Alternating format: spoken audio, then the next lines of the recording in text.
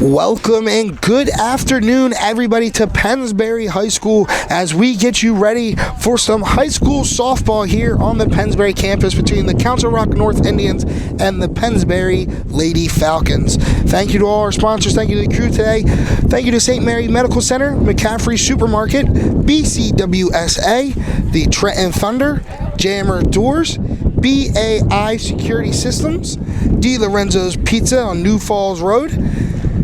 Thank you to all of them. Thank you for them. If without them, this game would not be able to go today. Thank you to the crew today. Ben Goldstein with helping with the stats. Colin Summers behind the computer helping with VE. And good old Jordan Hirsch on the camera and helping me with the call today. Jordan, how you doing today? I'm doing good today, Gus. How about yourself? I can't complain. Hopefully we get a good game of softball because the weather today, it is beautiful. Yeah, beautiful day for a ball game. Little breezy blowing out to right, but that should only help the left-handed hitters. And these are two teams that don't need help. These two teams like to score. They'll score early. They score often. Looking at Council Rock North just a little bit, they're a young team. They'll start 7 freshmen, but don't let that fool you. This team is still 5-2, well in the mix in the Suburban 1 League.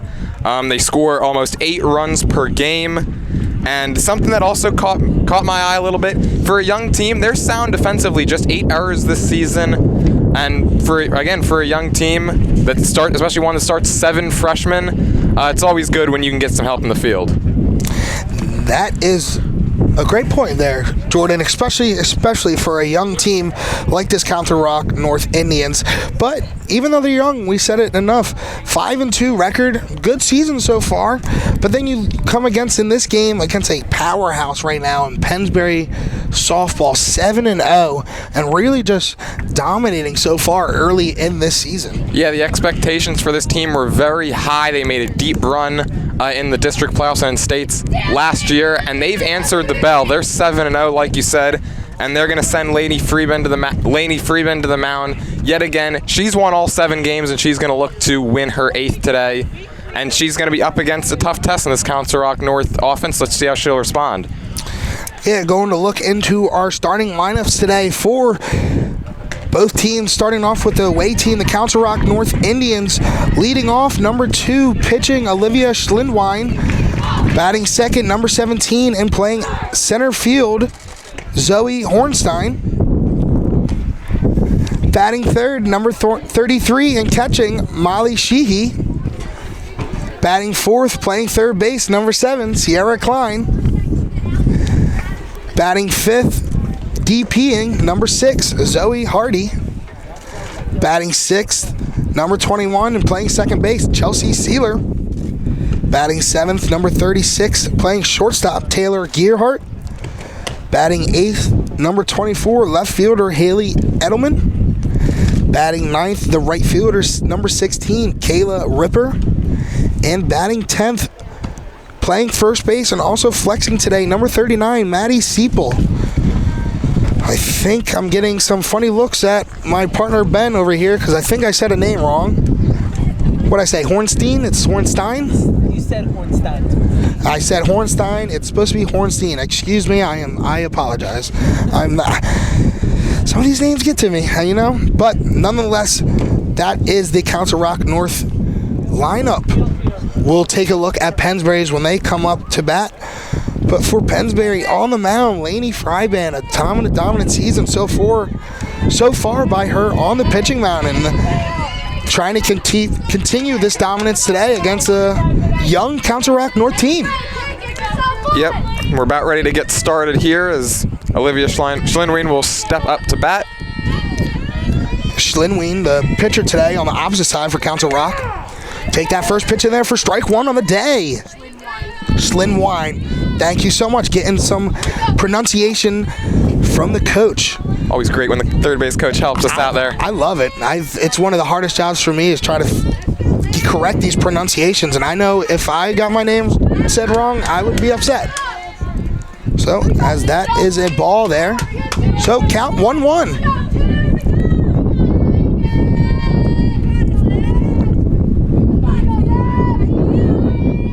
Freeman will work deliberately at times, take her time, make sure she gets The grip on the ball correct, another one low. All right, the 1-1 pitch down in the dirt.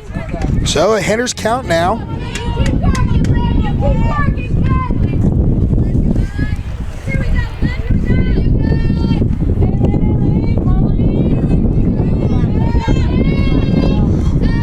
So a hitter's count, 2-1 pitch. Just a bit high, and not able to corral that is the catcher. And now Fryband looking at battling back now in the 3-1 count. Yeah, and this is where she's got to make a good pitch. You never want to walk the leadoff hitter.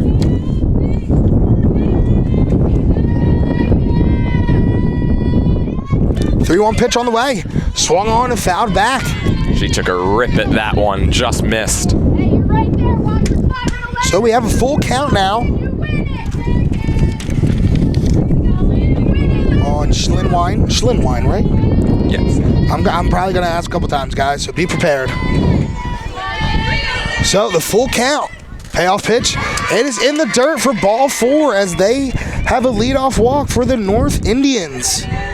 Freeman with a little bit of a command issue in that first at bat. 3 pitches in the dirt and one that was well up high. Gonna have to straighten that out. So now up to the plate, batting second, number 17, center fielder Zoe Hornstein. Getting encouragement from Ben because he says I said the name right that time. So the first pitch is a little high, but in there for strike 1. It looked just a little bit high, though. You're going to have to watch Schlindwein over there on the base as she leads this team in steals with 9 this season.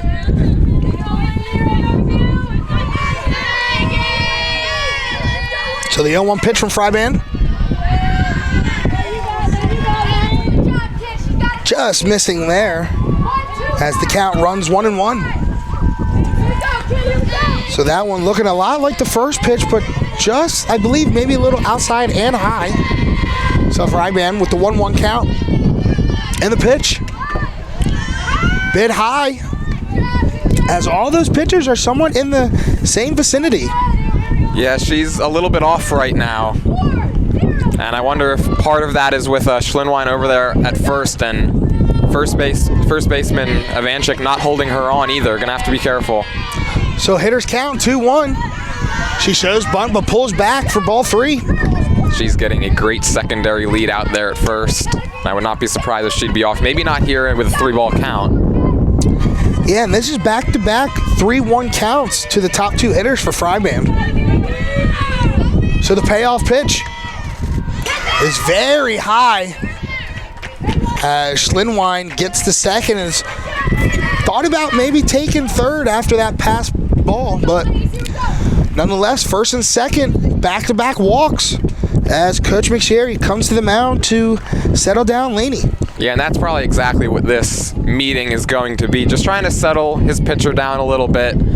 She's missing quite a bit, very low, and then obviously that last pitch there, way off to the backstop.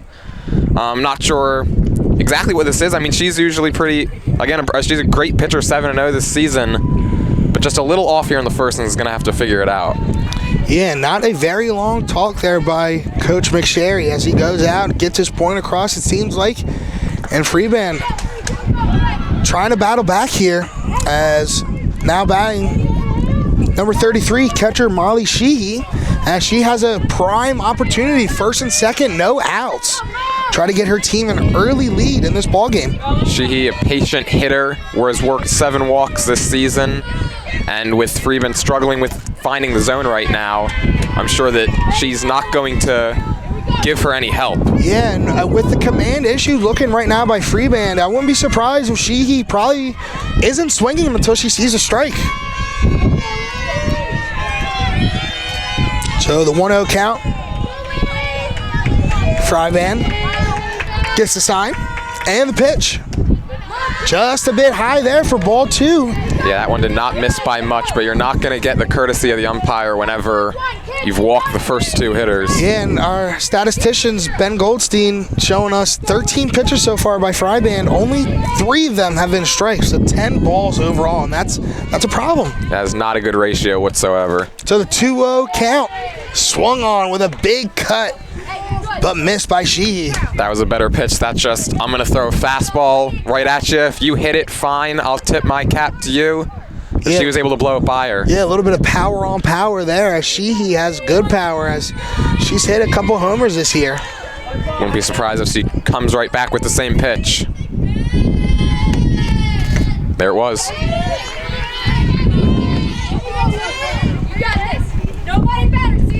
So, strike two there, as it's a 2-2 count. Sheehy also has drawn 7 walks this season so far, so has a good eye with the power.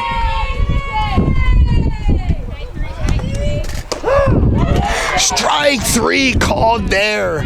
Beautiful pitch by Freeman as she gets Sheehy looking. Yeah, right at the knees against a patient hitter, so you got to work the corners against hitters like that, because obviously she has a great she knows exactly where the zone will be and was able to dot one at the knees. So after that big strikeout, now up to bat, the cleanup hitter, number 7, Sierra Klein. Sierra is playing third today. And the first pitch swung on and missed for strike 1. And Klein, just like Sheehy, even though having 1 out, in prime position with a man on first and second. Yeah, Freeman's going to have to be careful here. Going to have to make good pitches. Klein leads this team in extra base hits with 4, and 1 here could be major trouble for the Falcons. So the 0-1 pitch swung on, fouled, out of play. So Fryband, after having a little command issues with the first 3 batters, getting her first 2 pitches to Klein here on strikes. So 0-2 count for Fryband. So Fryband gets her sign. And the pitch just missed inside. Did not miss by much there. Still good to see that now she looks like she's settled down a bit and is more around the plate. Yeah. So 1-2 count. Payoff pitch. Swung on, ground up the middle. This is going to score at least 1 as that ball comes into the pitcher. As that's a big base hit there by Sierra Klein, as it's able to drive in 1 and move a runner up to third. As it is 1-0 Council Rock North with a man on first and third, still with 1 out. Yeah, great job by Klein to stay on that low pitch. Looked like Freeman tried to go to the same pitch as she got the previous batter with on strikes, but Klein was ready for it and put a nice good swing and hit it right back where it came from. So now up to bat in the 5-hole, number 6, Zoe Hardy. She is DPing today. So that pitch is just a bit high as the runner on first takes off and gets in there for a stolen base. So there's a runner at second and third with only 1 out. Now Council Rock North a chance for a big inning here, chance to put up a crooked number.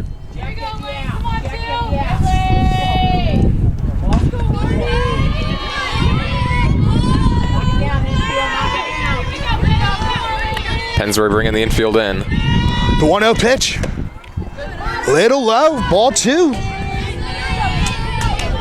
So after getting ahead of the last batter, Fryband falling behind to Hardy, 2-0. 2-0 count and the pitch. Swung on right up the middle. Grounded to second for the out number 2, but that's going to score another run as that's going to make it 2-0 Council Rock. So a beautiful, beautiful sacrifice hit there by Zoe Hardy to get the RBI. Yeah, Hardy there, runner on third, less than 2 outs. All you got to do is put it in play, and you're most likely getting an RBI, and she did exactly that. Just was able to flip it out to second base, and she gets an RBI because of it. So now to the plate, number 21, second baseman Chelsea Sealer. Takes that first pitch in for strike 1. Freeman's getting that low strike right now. Might want to keep going back to it.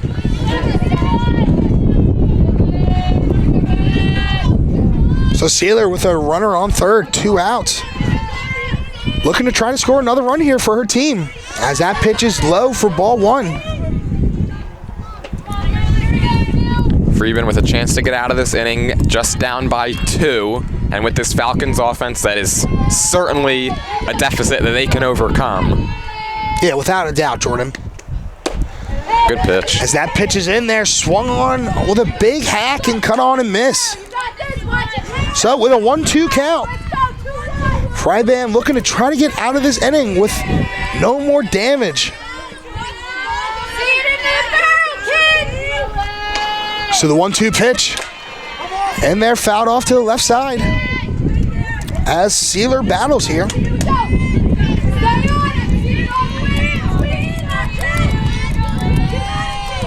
Sealer leading the team with her on-base percentage at .619.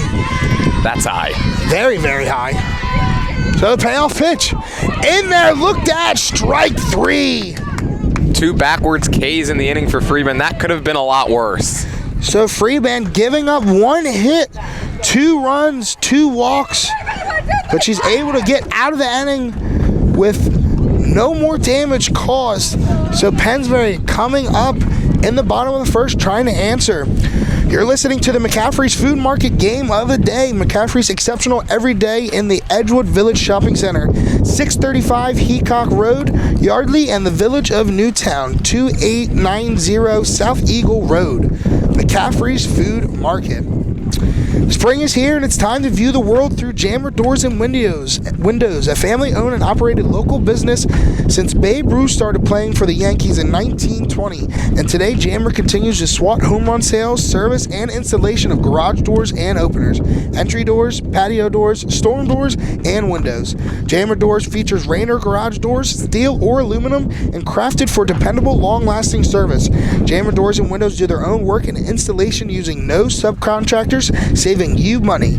Avoid the big box stores and save with Jammer Doors and Windows. Visit their showroom at 2850 Brunswick Pike, Business Route 1, Lawrenceville. Yardley showroom open by appointment. So Pennsbury looking to try to answer after that big first inning by Council Rock. So look at Pennsbury's lineup. Leading off, number 22, Sid Kendravi. Batting second, number 1, Ava Starlazzi. Batting third, number 16, Sam Robb. Batting fourth, number 8, Naya Schubel. Batting fifth, number 4, Taylor Askey. Batting sixth, number 10, Anna Evanchik. Batting seventh, number 3, Hannah DeFinis. Batting eighth, number 2, Lainey Fryman. Batting ninth, number 11, Presley Foote. And rounding off the lineup, batting 10th, number 21, Bella Morales.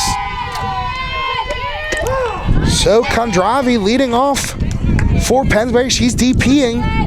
Takes that first pitch in for a strike. Yeah, and this lineup's going to have to face a very tough customer here in Olivia Schlindwein. 24 1/3 innings pitched this year. She's 3-2 with an ERA of 2.30. She struck out 36 batters in that 24 1/3 inning. Walks have been a problem though for her. She's walked 15.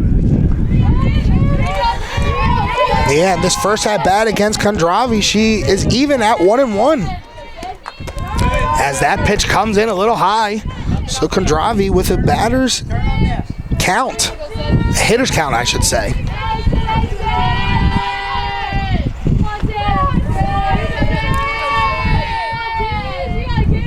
And the 2-1 pitch from Slimline. Fouled back.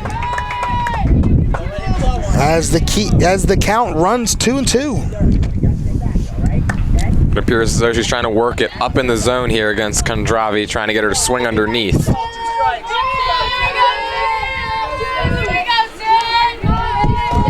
So Schlinwine gets the pitch. Swung on and fouled back by Kondravi as she battles here with a 2-2 count.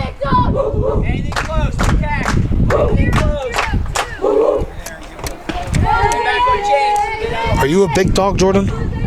Sure, guys. Whatever you say. I love the cheers. As that pitch to Kondravi swung on and hit right up the middle. So the leadoff man is on for Pennsbury with a leadoff single. And that's exactly what you need to answer back if you're Pennsbury here after that tough top of the first. Yeah, again, she got a pitch down in the zone and did exactly what Council Rock North did in the last inning, was able to just stay up the middle with it and poke it into center field. So now up to bat for Pennsbury, number 1, Ava Starlazzi. Starlazzi is playing second today.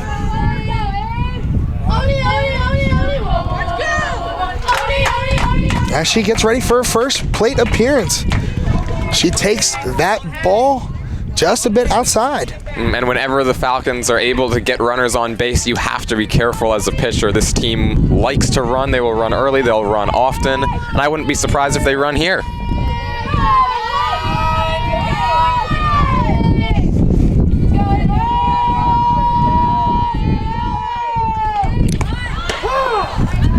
Starlazzi taking that pitch in for strike one.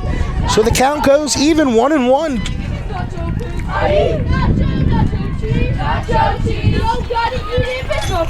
As the dugout's letting her know that's nacho cheese. Yeah, you just mentioned it. This Pennsbury dugout definitely likes to get into it and bring energy to this team. So the 1-1 pitch swung on a little bit high. Would have been in there for a ball if it wasn't cut on by Starlazzi. So now has to battle with a 1-2 count.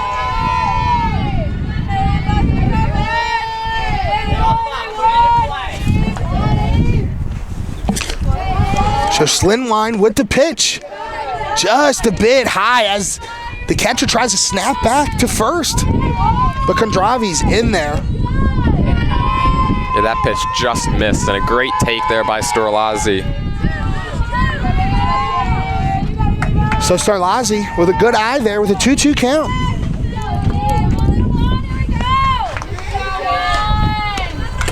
As that ball's in there and swung on and fouled back. Yeah, just got a piece of that one to stay alive. Looked like it clipped the ump a little bit too.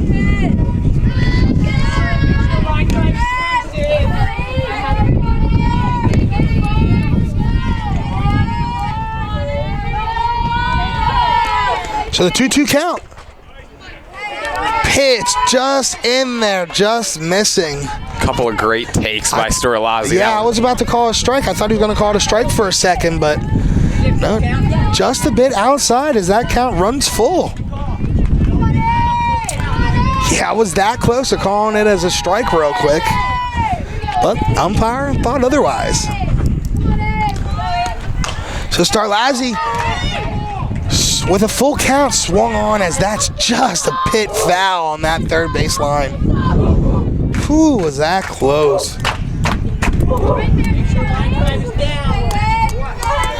So, nonetheless, we go full count again. Kondravi on first. Slimline gets her pitch, no outs. And the payoff pitch. Swung on, gets through the hole between third and short. As there gets another base hit. As Pennsbury has a first and second with no outs now.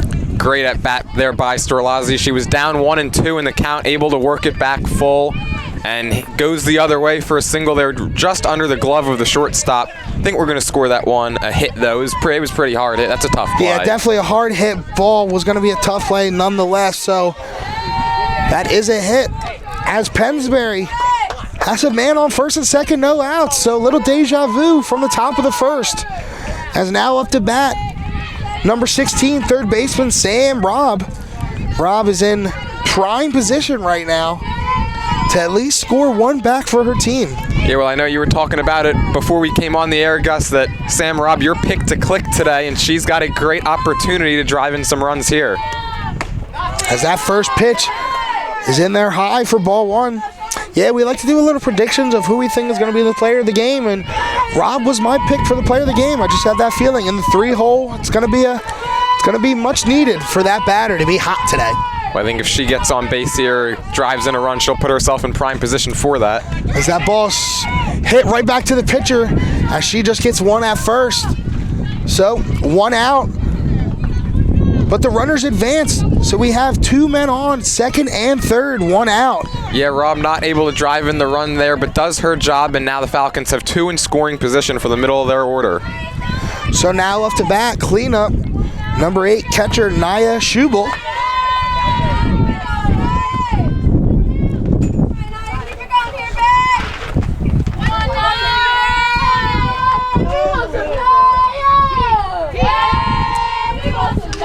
So the first pitch to Schubel is low for ball one.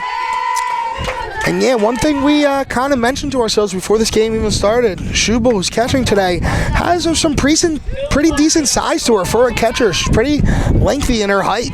Yeah, and she could use long arms as well to get to pitches that are off the plate. As that pitch is in there for strike one, so Schlinwine able to battle back to 1-1. Got a feeling getting one run here is huge against a pitcher like this, and if you can't let her settle in, and if she's able to get out of this jam, that's exactly what she'll probably do. So that pitch swung on and fouled back. So we got a 1-2 count now. As Schlinwine is looking to try to get her second out of the inning. Yeah, and credit to Schlinwine here going right at the cleanup hitter, even with that open base over there at first.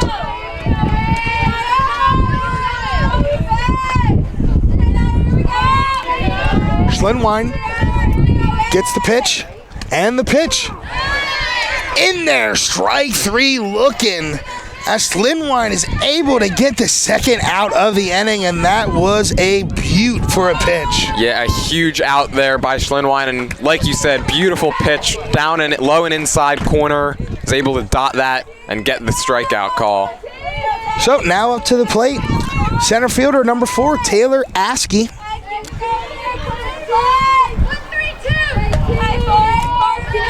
What looks like that could have been a great inning for Pennsbury is looking to somewhat be a nightmare as they have 2 outs, still have 2 men on, but you don't have the luxury of a couple lives in your pocket with those outs. Yeah, and obviously now it's going to take a base hit to score the run. However, you put one into the outfield and you might score 2, tie this game up.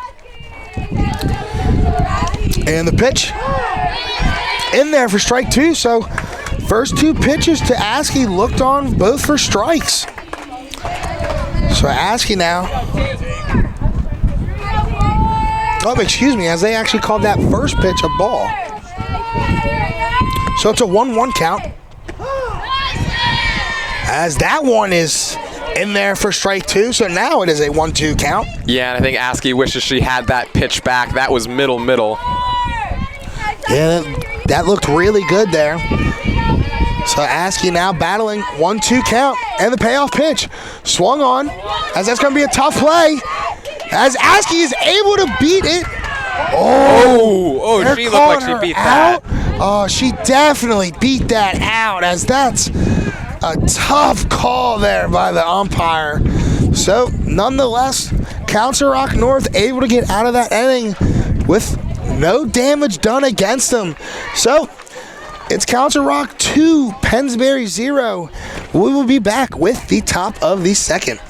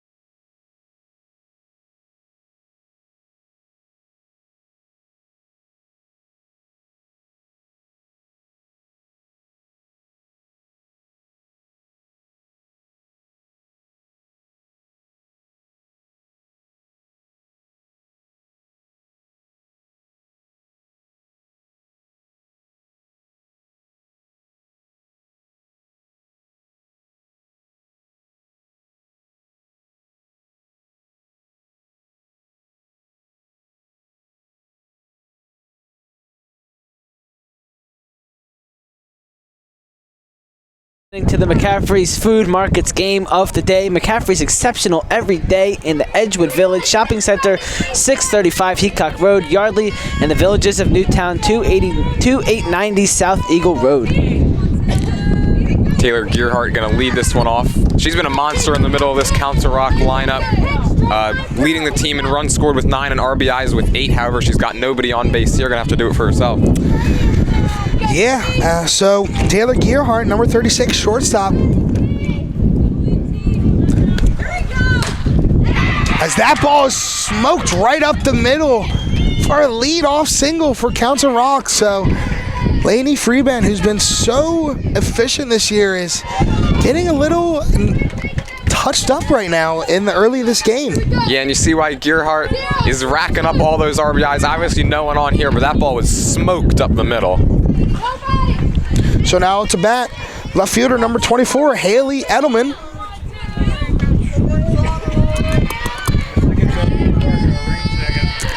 First pitch to Edelman. Bunt attempt as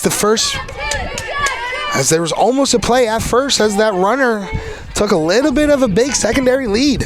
Yeah, they're getting really good secondary leads out there at first base. I've noticed these first couple innings really keeping Pennsbury on their toes. They faked the back pick a couple of times now.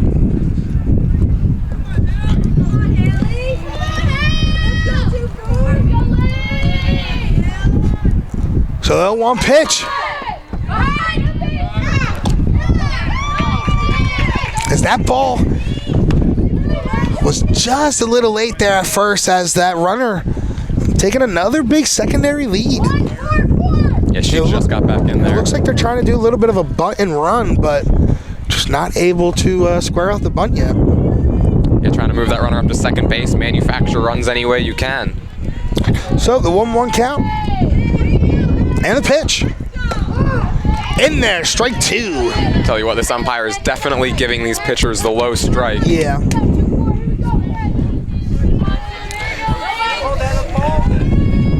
That looked like it was down at her ankles. Yeah, they're getting a little low, I thought. Nonetheless, 1-2 pitch. Swung on, fouled to the left side.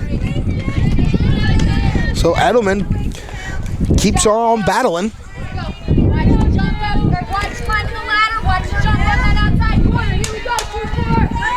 So Edelman getting a little pep talk from her third base coach. Battling. Freeman with the pitch.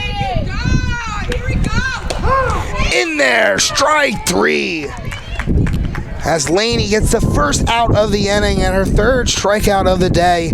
All 3 of them have been looking. Yeah, she's given up some hard contact. However, she has gotten those 3 strikeouts looking. I think that's kind of a product of Council Rock North. Is probably just going up there looking for 1 pitch, and they've put a good swing on it when they've gotten it. But when they have not, they've taken some called strikes. So now to the plate, number 16, right fielder Kayla Ripper. She takes that first pitch in high for ball 1.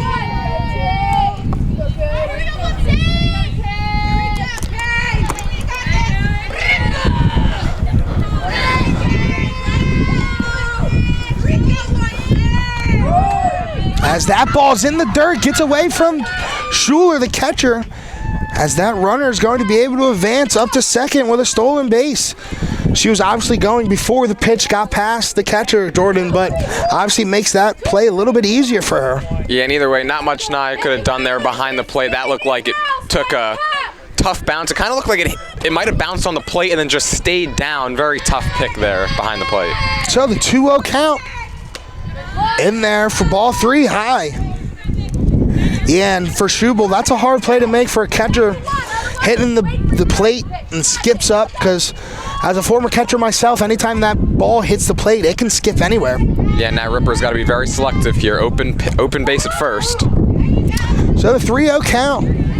Looked on for strike 1, but that's smart. I was always the person that wasn't the biggest fan of a green light on a 3-0 count because people could get a little overzealous. So the 3-1 count from Freeman, swung on and missed by Ripper. So Freeman able to work back into the count to make it full. Yeah, again, Freeman challenging her there, not wanting to concede that walk. She's going right at her, going for the out.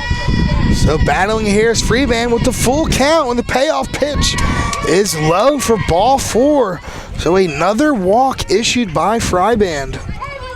Yeah, those command issues have definitely persisted here into the second inning for Freeman, and now 2 on, 1 out. Another great opportunity for Council Rock North to extend their lead. 3-2-3. 3-2-3. All right, so now up to the plate, it's leadoff man number 2, Olivia Schlinwine. Chance to help her own cause here. As that first pitch of the at-bat is in there for ball one. Schlinwine was able to get on for a walk in the first inning in her first plate appearance and was able to come all the way around and score. Yours, Hannah.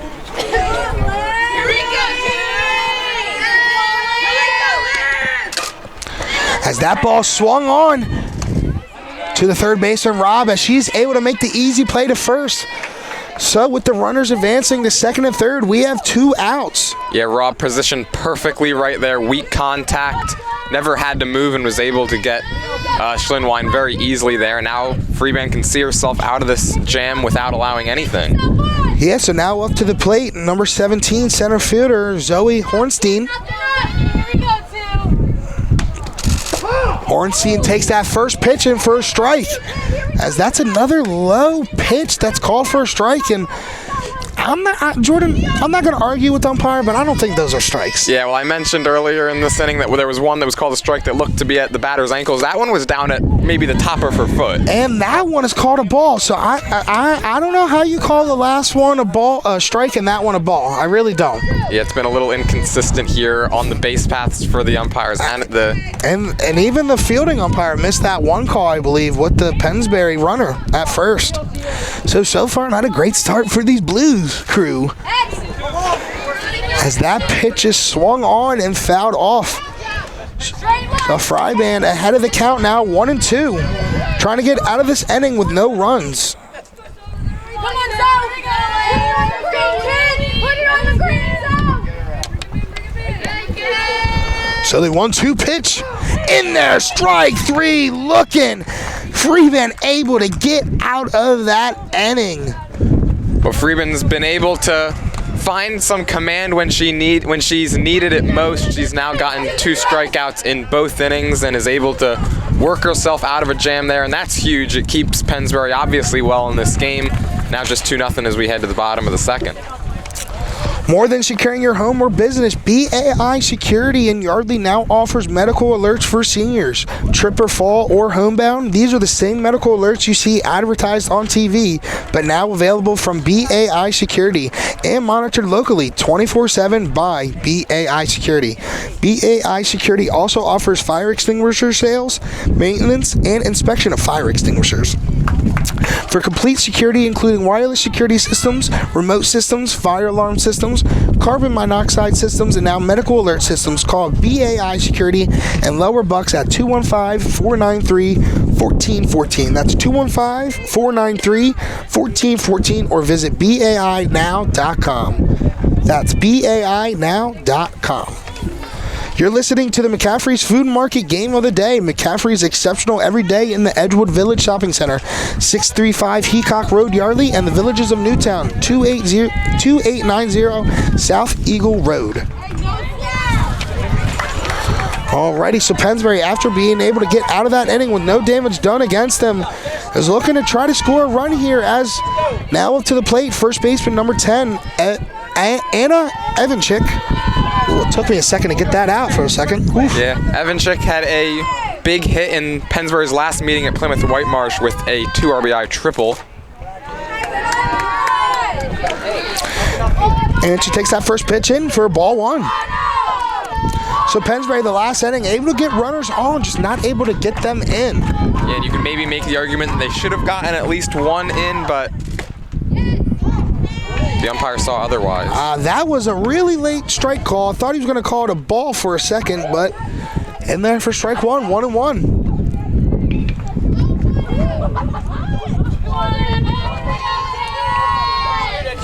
Schlinwine gets the pitch call. And the pitch swung on up the middle, as that just gets by the diving shortstop there by Council Rock North, as Pennsbury gets another lead-off single. Yeah, great effort there by Gearhart out at short, but another one that was just out of her reach, and Pennsbury has the leadoff man on now. So now up to the plate, shortstop number 3, Hannah DeFinis.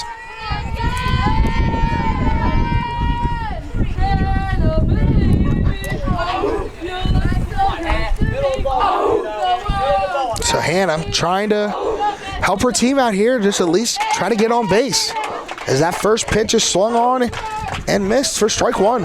Took a good cut at that, trying to ambush the pitcher here. Comes up empty though.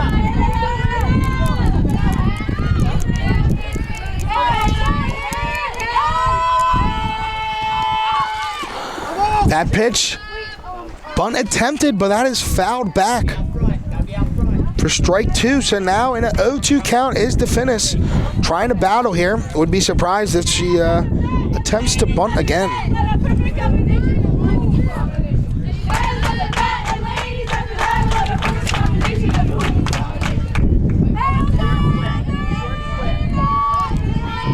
The 0-2 count. That pitch high for ball one. As the ball birds have came out. Is that what that is, Gus? That's what I like to call them, the ball birds, you know. It's like from Nemo. Yeah, exactly, as Ben says. Mine. So, the 1-2 pitch in there, swung on, as that's deep, but playable. As the center fielder for Council Rock is able to make that play for out number one.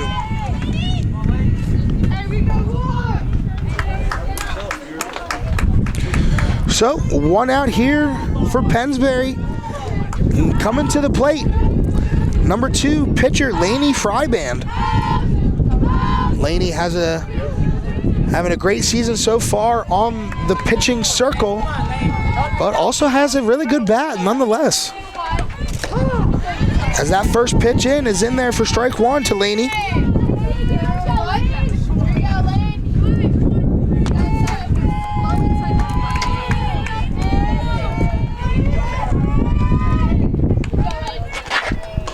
As that pitch in there high for a ball, so 1-1 is the count.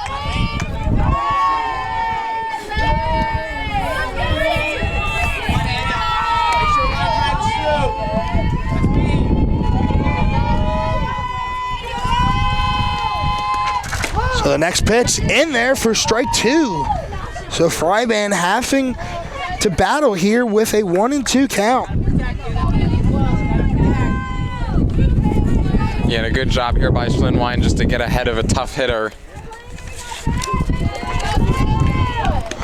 So the payoff pitch in there, fouled back.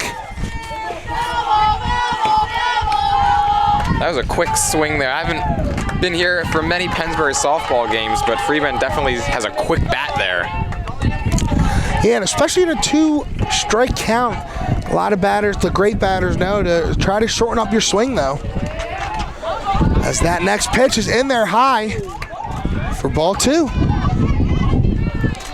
As the catcher tries to snap it back to first and try to catch the runner sleeping. Yeah, and a good job there by Vanchik to slide to the back of the base. I mean, it's not something that a lot of people will often notice, but it's the little things that can be the difference between being out and being safe on plays like that. So the 2-2 pitch swung on down the left field line, but it's going to fall foul.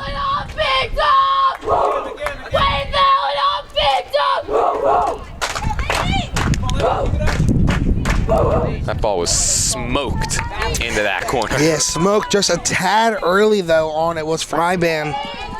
As that would have possibly at least scored the runner from third there as that was going into the corner.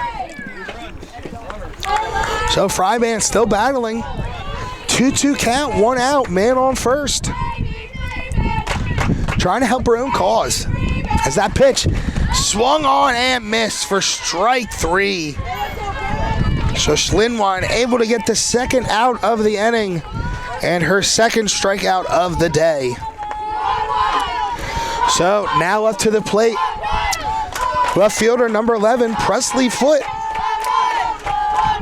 Presley, a multi-sport athlete, as we just covered her on the girls basketball team. And one thing about her on the softball diamond is she has the speed. As that first pitch is low for ball one, as that runner takes off, as that ball gets away from the catcher, and she's able to get into second was Vanchik. Well, now that wild pitch or pass ball, whatever you want to call it there, it's kind of a tough call there. But anyways, it's going to be, it could be huge because now all you need is a single to cut this lead in half.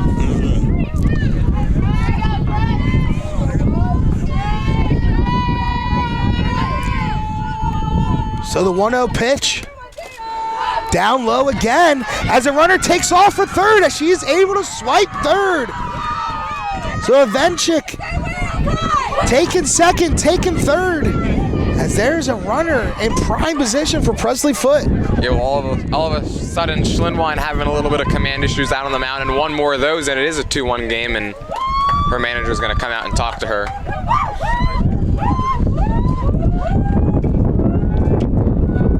Yeah, Pennsbury in a prime position to at least get one of those run backs that they gave up in the first, and that would be greatly needed, especially in a game like this right now where it looks like it's going to be close all game. Runs are going to come at a premium, so you need to take as many as you can whenever you can. Yeah, especially against a pitcher like Schlinwein. We had mentioned earlier that 2.30 ERA. Also coming in this game, hitters were hitting just 186 so when you get runners on base, you want to be able to drive them in against her.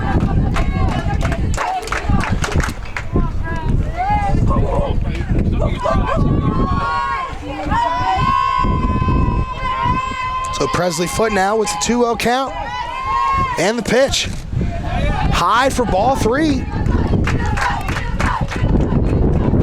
And Foote the type of player where if you get her on first, you can bet your bottom dollar she's going to get the second within the next couple pitches. She has that elite speed. Wind is whipping. Bet your bottom dollar. You like that, Ben? As that pitch taken in there for strike 1. Well, yeah, don't expect Schlinwein to give in here either with the top of the order due up. She's going to go right at Foote, and she's going to have to, and Foote's going to have to be ready here because she's probably going to get another good pitch to hit. 3-1 count, runner on third for Presley Foote. And the payoff pitch swung on to the right side as that's going to fall out of play. As that's going to be a souvenir for a lucky fan. Yeah, just a little bit late on that was Foote, but she did put a good swing, and now 3-2. She's going to have to battle. So full count, 2 outs, runner on third.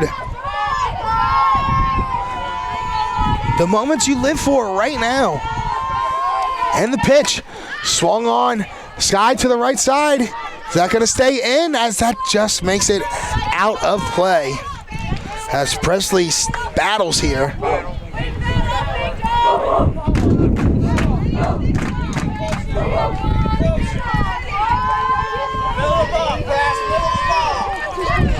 Got a feeling here early this could be a big at-bat, big pitch here in this one. So full count, 2 outs.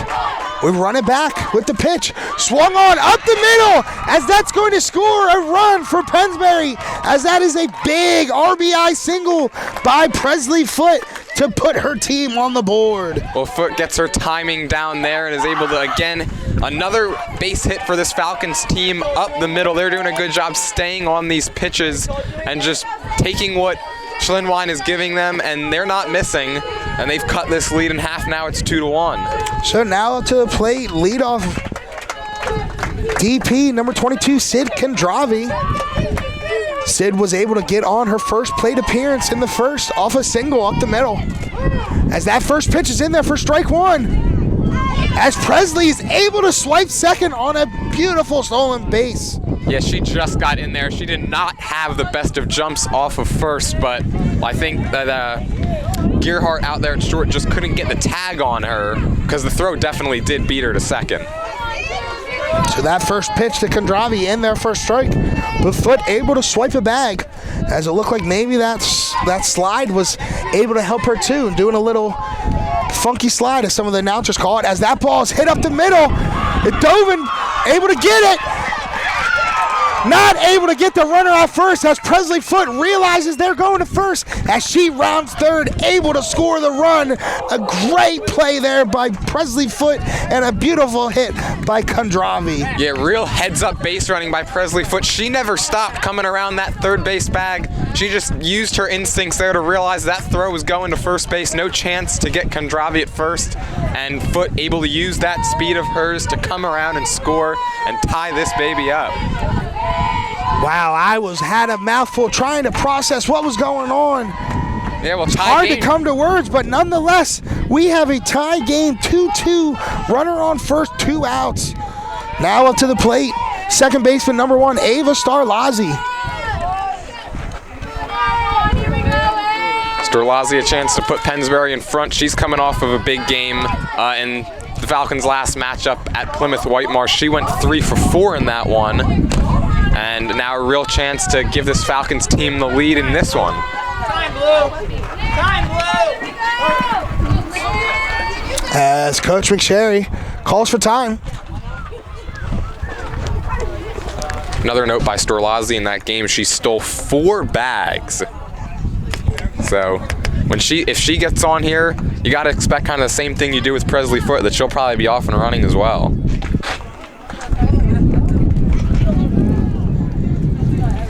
Interesting here to see what maybe Coach McSherry is thinking about strategy-wise. Obviously, Starlazzi has that special left-handed swinging bunt kind of style, slap bunt, thank you, Ben, the slap bunt style swing.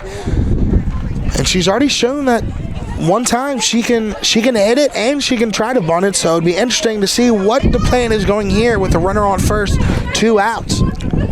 Yeah, certainly an interesting visit there. Not all the time do you see the base runner and batter come over and meet, almost like what the catcher and pitcher do at the pitcher's mound sometimes. So see if that strategy, whatever they discussed here, pays off. So Starlazzi, 1-0 count, and the pitch. Shows bunt, but pulls back for ball 2. Well, I guess that's what they were talking about, whether or not she was going to bunt. So the 50th pitch coming up for Schlinwine. As obviously, it's not as big of a concern in softball as it is in baseball, but 50 pitches in the second inning, that is a lot of pitches. So 2-0 pitch, swung on, hit to left side, not able to corral. It was a third baseman, as that is going to get in. As Starlazzi runs that out and is able to get to first, so that is first and second with 2 outs.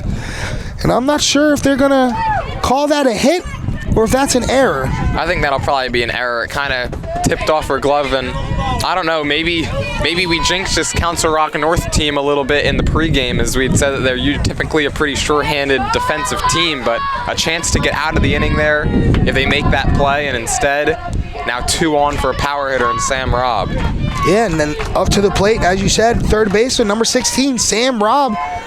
Robb grounded out to the pitcher in her first plate appearance. But another big opportunity here with 2 men on, 2 outs, as that first pitch is swung on and cut for strike 1. So Robb ready for her second pitch of her second at-bat. Swung on as that's roped to center, as that's going to split the gaps. 1 run's going to score. Second run's coming around third, as Sam Robb with a tremendous 2-run double into the right field gap. Well, Sam Robb got a fastball there, and she did not miss it, flexing out at second base as she gives the Falcons a 4-2 lead, and now they've put up a crooked number here with a big 2-out rally. Yeah, and Sam Robb with the first at-bat had 2 men on, not able to get them in, but that second at-bat, she proved it right there. She was ready for the moment. And now that error at third base really coming back to haunt Council Rock North.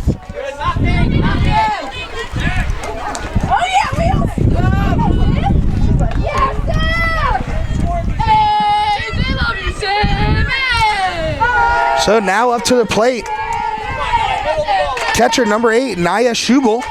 She takes that first pitch to her in there for ball 1. You can tell Schlinwine maybe a little bit rattled out there. She's not working as fast as she was earlier. As that pitch looked and taken in for strike 1.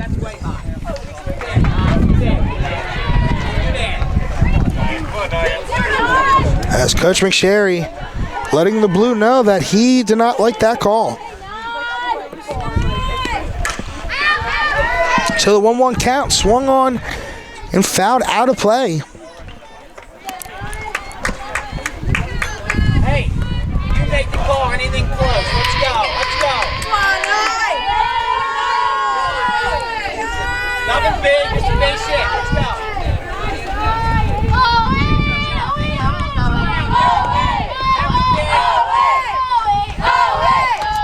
So Schubel with the 1-2 count and the payoff pitch. It's in there high for ball 2.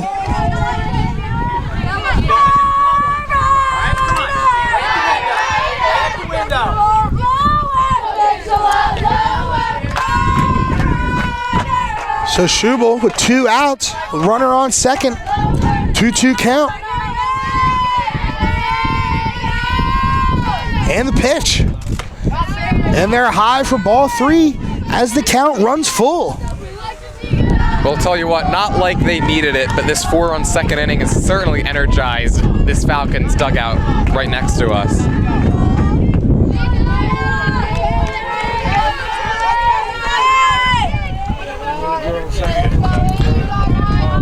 So full count, 2 outs. And the pitch to Schubel swung on and missed for strike 3 as Lindwine is able to get out of that inning, but the damage has been done by Pennsbury. 5 hits, 4 runs, and the outburst has begun by Pennsbury. We'll be back for the top of the 3rd.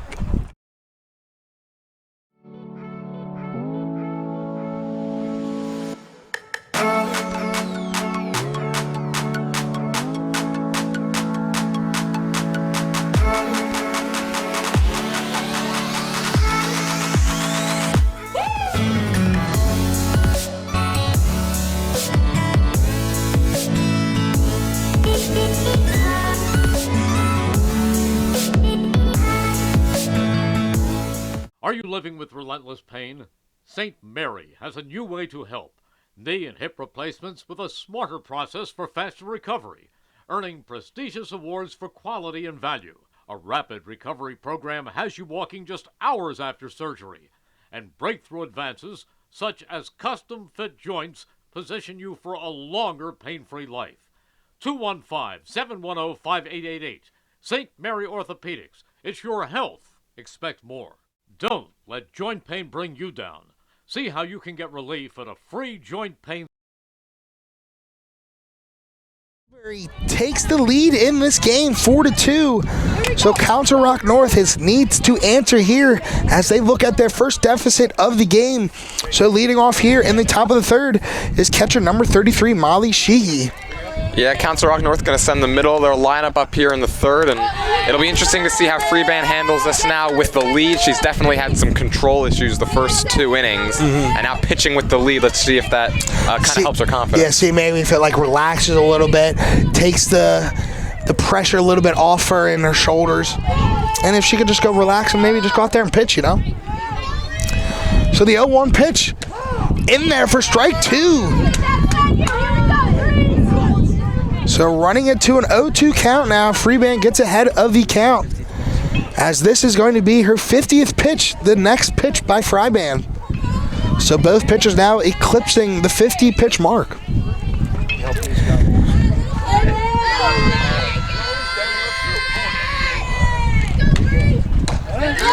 As that ball is high in there for ball. Here we go, Ma. Here we go. 3. Thought it was a 1-2 count. Excuse me. It is a 2-1 count. So 2 balls, 1 count, 1 strike. At least that's what the scoreboard says. Yeah, I think the scoreboard here had it wrong originally. It's correct now at 2-1. Is it? Yeah, Okay. that first pitch was called a ball. Yep, okay. So that pitch high for ball 3, so it runs a 3-1 count. Yeah, and you get that lead.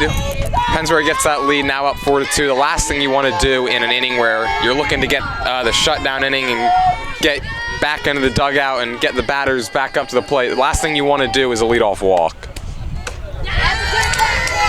As that is high in there for ball 4, so Freeman with a leadoff walk to Sheehy.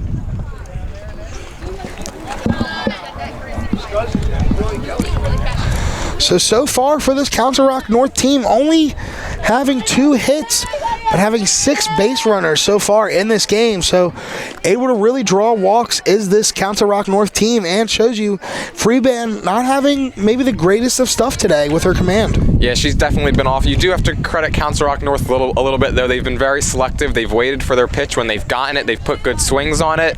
But when it's not their pitch, they've been able to take, and they haven't expanded the zone at all, and they've been able to get to a pretty good pitcher out there in Laney Freeband. So now up to the plate, third baseman number 7, Sierra Klein. Sierra in her first at-bat was able to hit a single and draw in a couple runs. So looking to keep that success here in the third inning.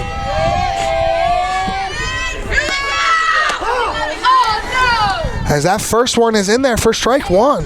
Well, now neither coach is happy with the home plate umpire.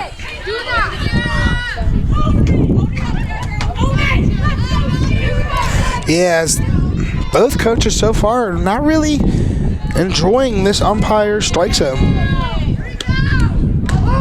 That pitch in there for strike 2. So Sierra Klein now behind in the count, 0-2.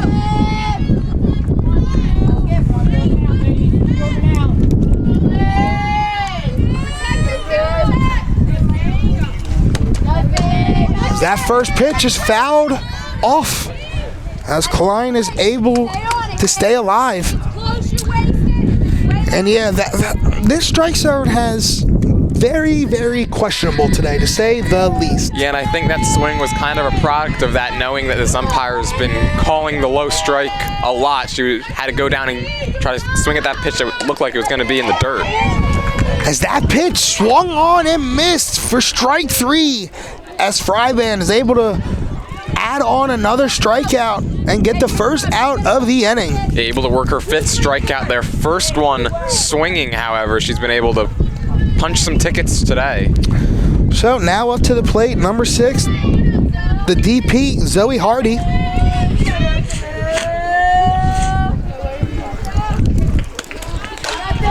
As that ball swung on foul, though. You never know when it's going to hit a rock until she touches it, you're gone.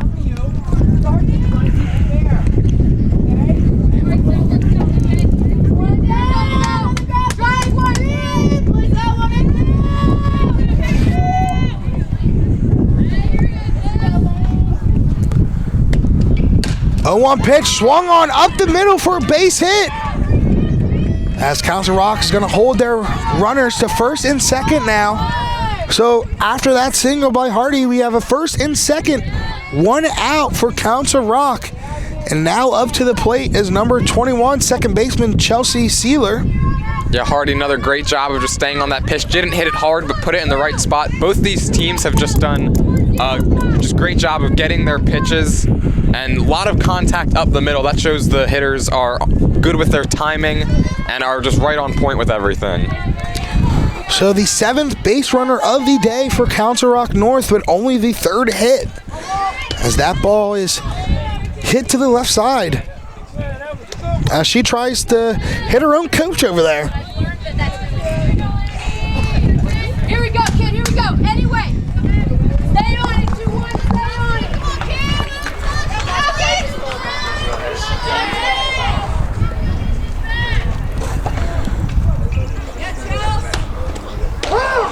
Oh, 1 pitch in there, looking strike 2. Able to dot the outside corner with that one. Perfect spot. Hey, you got this. Barrel of the ball. 2-1. See it in. Barrel of the ball, kid. So Freiband trying to get the second out of the inning here with 2 men on first and second. The payoff pitch swung on in there for strike 3. So 2 outs, 2 strikeouts in the inning so far. I'll tell you what, Freeband's been feast or famine right now. Obviously 4 walks, but now 6 strikeouts through just 2 2/3 innings of work.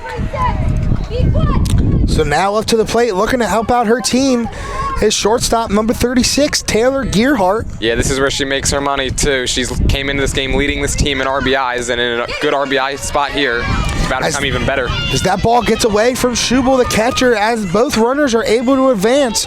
So we have runners on second and third now with 2 outs. Gearhart, her last time at bat, led off the second inning with a leadoff single. So looking to continue that success. As that ball is in there for strike one. As the continues to call that low strike. Yeah, a little off-speed pitch there, trying to give Gearhart a different look, as Freeman's been mostly fastballs today.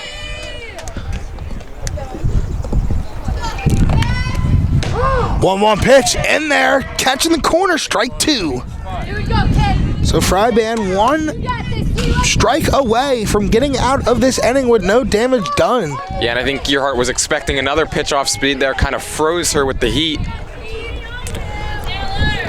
So 2 outs, 2 men on. Stay there till he gives it to you. Good job. The 1-2 count. Frybrand gets the pitch call. And the pitch. In there, strike three looking. As Frybrand's able to get a big third strikeout to get out of that inning. As she strands 2 runners on the base. Yeah, perfect job of mixing her pitches there. I think she had Gearhart off balance that entire at bat, and 3 strikeouts in the inning. Freeman's up to 7 now through just 3 innings of work. Yeah, beautiful, beautiful job by Freehand to, after giving up that little early success to Council Rock, to really corral it and bring it back. Don't forget, coming up is the 50th reunion for the class of 1973 of Pennsbury High School. It is going to be at Westaby Hall. That's 425 Hood Boulevard at Fairless Hills, PA. It is the 50 years since you graduated. Join us for fun, music, dancing, and a catch-up with Pennsbury friends from across the years.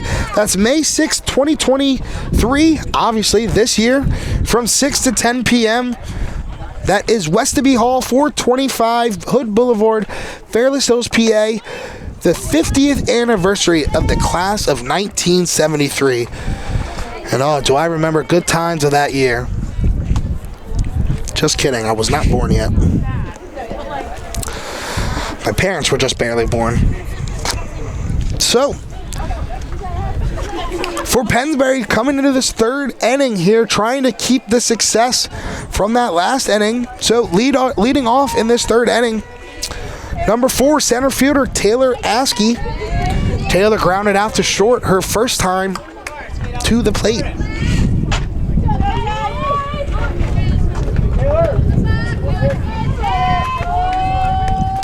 So that first pitch to Askey is hit to the second baseman.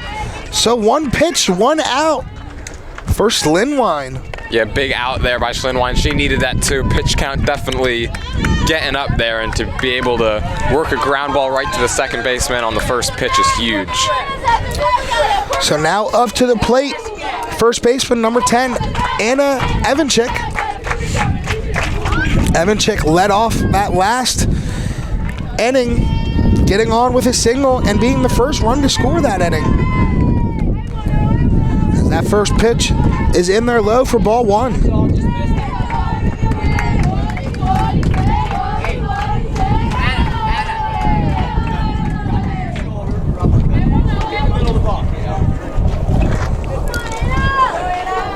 So the 1-0 pitch in there for strike 1. As that one looked a little bit high, but just catching the strike zone. Yeah, I don't think Ivanchik agreed with that call. Kind of smirked a little. I don't think a lot of players today have agreed with the calls, Jordan.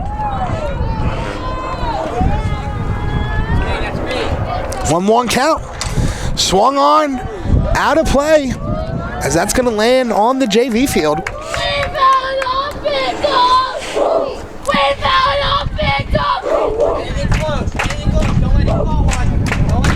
So Evanchik now has to battle as she has a 1-2 count.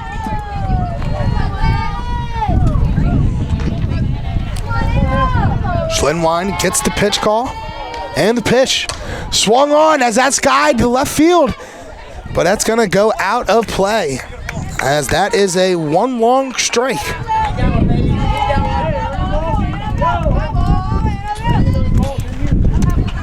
As they're looking for some balls. That's not good if you run out of softballs in the third inning. They're here somewhere. Looks like there's plenty of them over in the Council Rock North dugout. Anything close, kiddo. Anything close. They're not the home team, though, Jordan. We only take Pennsbury's softballs. Yeah, whoever's the home team has to provide the balls. As that ball is just misses for ball 2. So Evanchik now with a 2-2 count.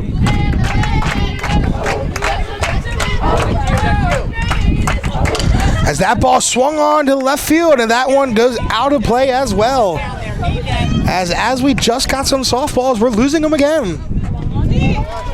Oh, as that one comes in pretty quickly.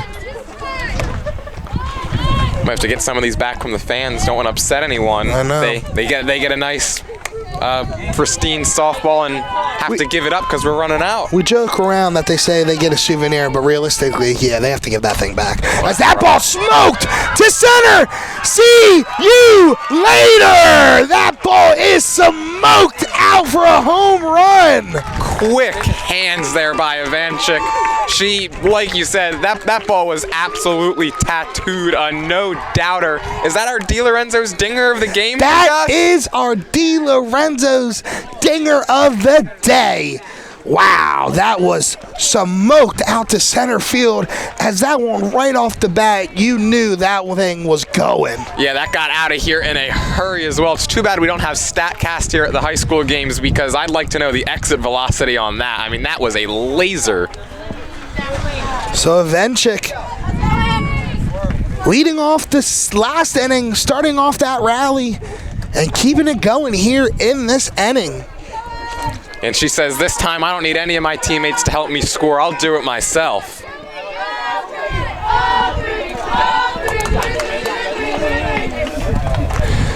So after that big home run, now up to the plate is shortstop number 3, Hannah DeFinis, as she's roped that to left field, as that's dropped in front of the left fielder for a base hit. So the hitting continues for Pennsbury here in the 3rd inning. Yeah, and these balls aren't softly hit either. I mean, these are ropes. I mean, and that 2.30 ERA that Schlinwein came into this game with, that's going to go up. So now up to the plate is pitcher number 2, Lainey Fryband. Got a chance to help her own cause here. As that first pitch of the at-bat is in there for strike 1.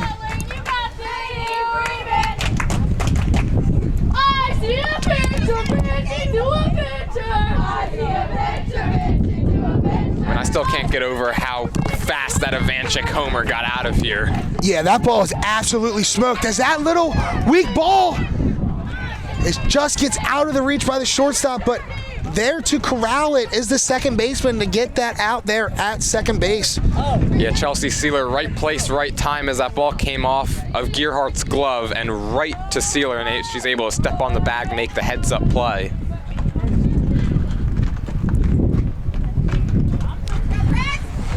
So after that fielder's choice, we have a pinch runner here. Yeah, it's number 32 for Pennsbury. Who got a name? Trying to find my notes.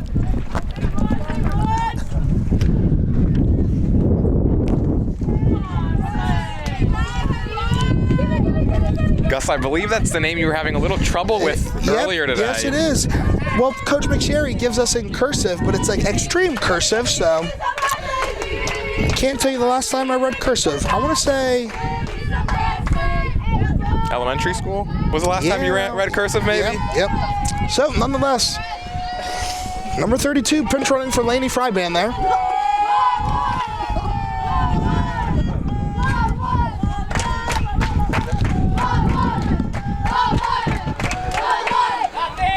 So the first pitch there to Presley Foote. Now to the plate is in there for ball 1.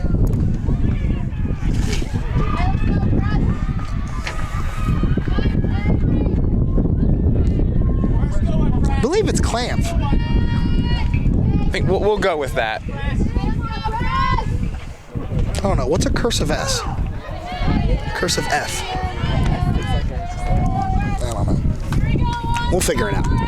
So So as that pitch is in there for strike one, as it's 1-1.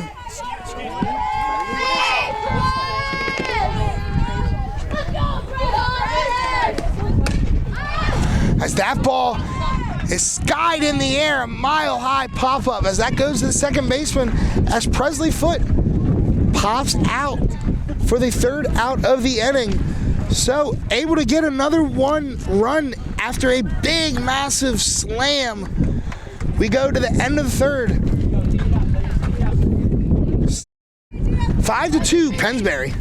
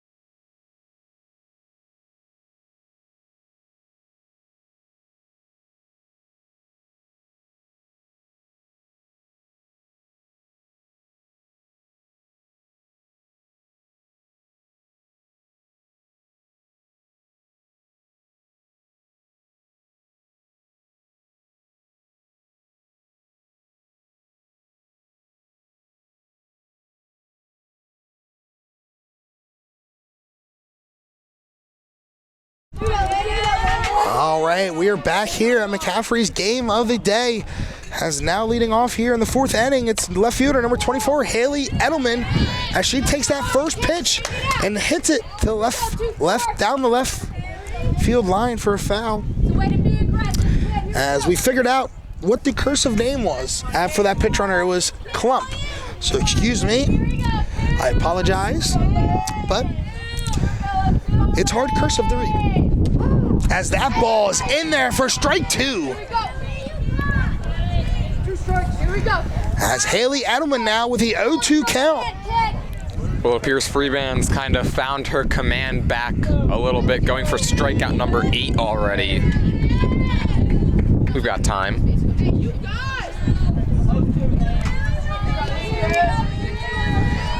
So Edelman with an 0-2 count here, trying to battle. As that pitch is just a bit low for ball one. And I'm not going to lie, that kind of looked like a strike earlier in the game.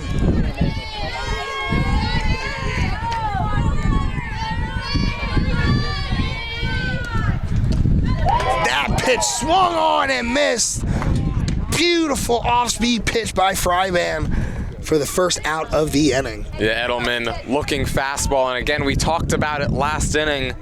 Just Fryban's great job of mixing her pitches. She does it again there and is able to get Edelman on strikes. 8 strikeouts now for Fryban in 3 1/3. That's 10 outs, 8 of them down on strikes. So now up to the plate is right fielder number 16, Kayla Ripper. Kayla was able to get on her first at-bat with a walk.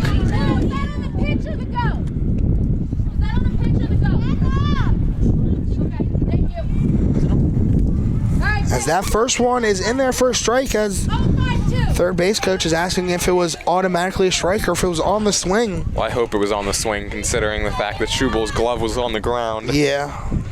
It was not. Oh, yeah.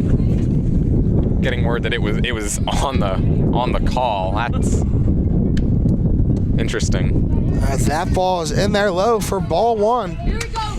All you 1-6, all you kids. As that pitch looked a lot like the first pitch. Yeah, in the dirt. I don't know, Jordan. I don't know. Here we go, 1-6. As that ball smoked down the left field line, but that's going to go out of play. That left field line's getting peppered today. Yeah, A lot of souvenirs. these Pennsbury stands better look out, keep their heads up, or they may get hit with a souvenir. Or souvenirs, quote unquote. Souvenirs that you have to give back. Those aren't the best souvenirs. You have to give them back. Watch the jump. So 1-2 count to Kayla Ripper here. As that ball's hit up the middle. as that's going to get in for a single. Yeah, beats the drawn-in infield there and just rolls it. I mean, that ball barely even made it onto grass, but because Pennsbury had their infield in, she's able to get herself a knock out of it.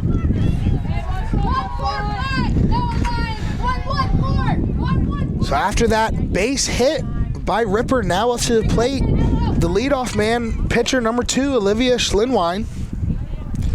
Schlinwine was able to get on her first at-bat with a walk, and then grounded out in her second at-bat as that one gets through the hole, as we're going to get a first and second. That was really close back there at second. I mean, that throw was right on her shoulder. Yeah, it looks like they caught it like right on her shoulder helmet area. That was very weird looking play.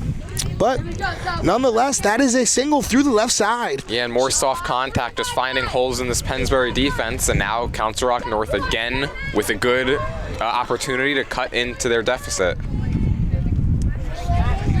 So now up to the plate, center fielder number 17, Zoe Hornstein.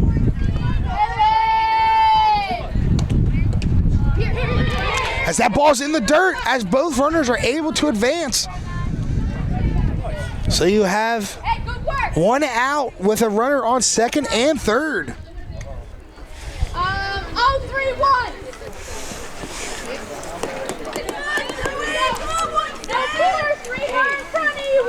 Well, Council Rock North has done the first two. They've got him on, they've got him over, and now a chance to get him in. Yeah, big chance here to really cut this deficit if you're the Indians, as that ball is high. So 2-0 count. 1-4-4. Tell you what, Kayla Ripper was way down that third base line there. Thought they might throw one behind her, but they do not, and she gets back. So that 2-0 count catches the outside zone as that's strike one. Here we go, kid. Here we go. 505. 505. Freeze on the line. Go down the line. 2-1 count, and the pitch. It's low in the dirt, but able to corral it in front of her with the catcher Schubel. Sort of an interesting decision here by Coach McSherry to bring his infield in. Obviously, Falcons up by 3 here. I know you never want to concede a run, but I think getting an out here is probably more important. As that ball just misses, as it looked good. But there's going to be bases loaded with one out. As now up to the plate is the catcher, number 33, Molly Sheehy. Yeah, now Freeband finds herself in a little bit of a danger zone with the bases loaded, just one out in the middle of this high-scoring Council Rock North offense coming to the plate. Sheehy was able to get on her last at-bat with a walk. And the first pitch to her in her third at-bat is in there for strike one. Well, that one was a strike. A perfect pitch right at her knees. Beautiful. Beautifully placed.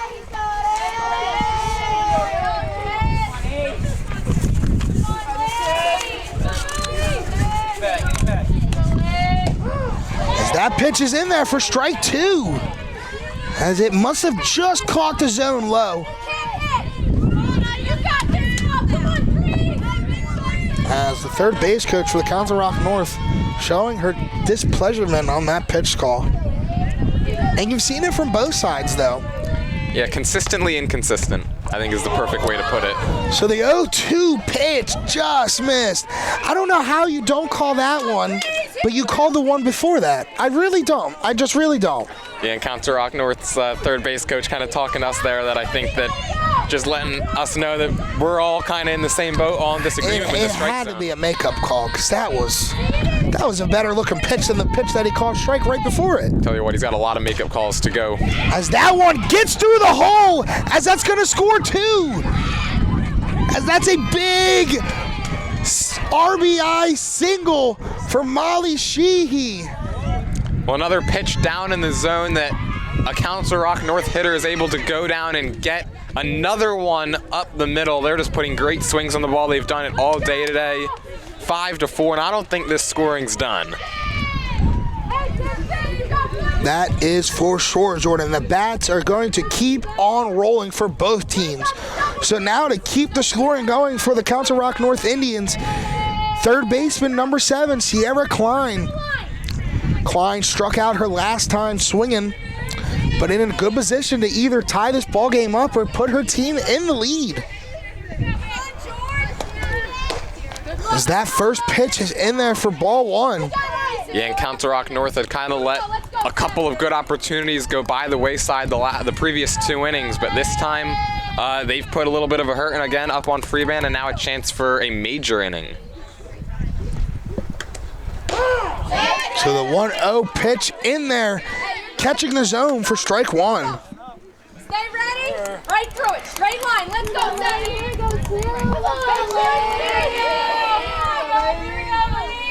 So 1-1 count to Klein. That pitch in there for strike 2. Hey, pretend I'm pitching to you. See it, put the barrel on it. See it, put the barrel on it. This is where Freeman has made it work today with 2 strikes. She does it again. That's 9 strikeouts now. As that was beautifully put in there for a strikeout for the second out, as she is trying to get out of this inning with a little bit less damage done.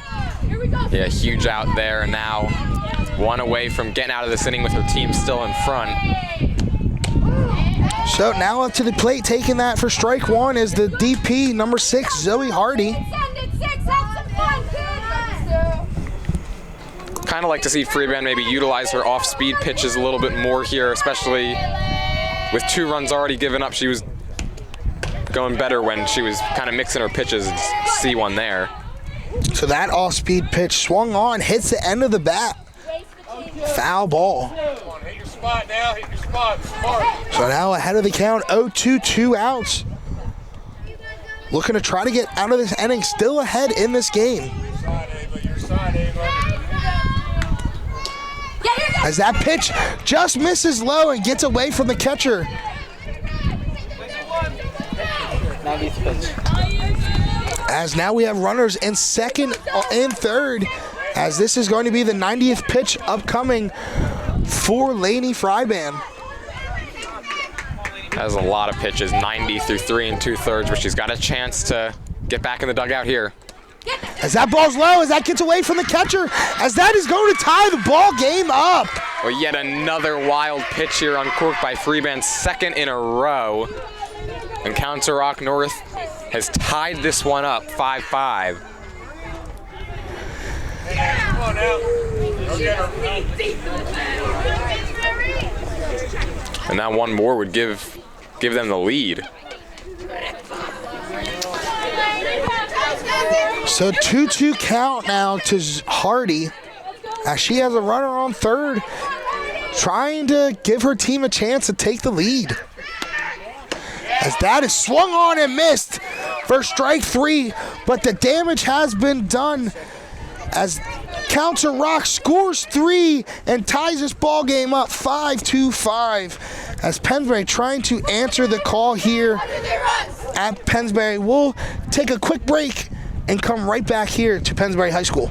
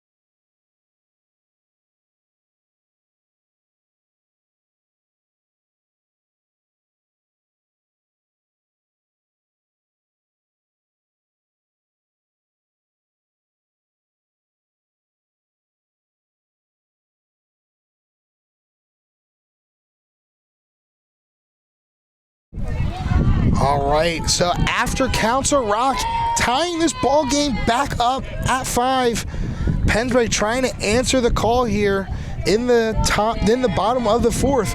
So now up to the plate is the leadoff man, number 22, Sid Kondravi with a DP as she hits it the second, but a beautiful play there by the second baseman to get the first out of the inning.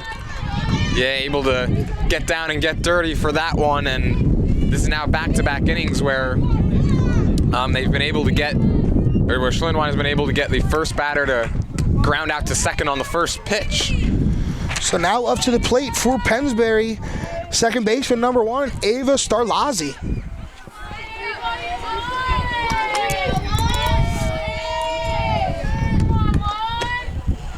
Starlazzi taking that first pitch in for ball 1.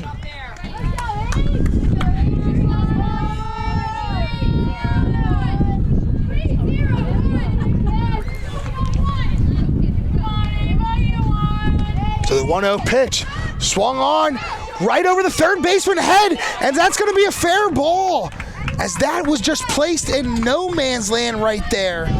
Yeah, she couldn't have gone out there and placed it down with her hands any better than that, able to split the third baseman and shortstop and just dump one right behind that bag. Yeah, weak little base hit there, but the third baseman was playing so far up that she had no chance of trying to catch that or even get the ball and get the play at first.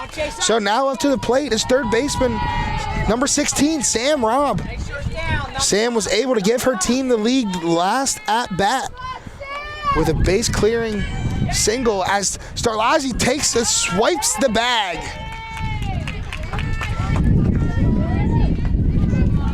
So now with a runner in scoring position, as Sam Robb is going to flip to the other side and bat righty. I was gonna say.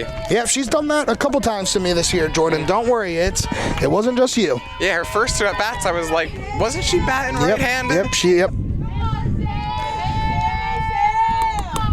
So 1-0 count to Robb. As that ball in there, strike 1. So Robb able to give her team the lead in the second, looking to try to do the same here in the 4th.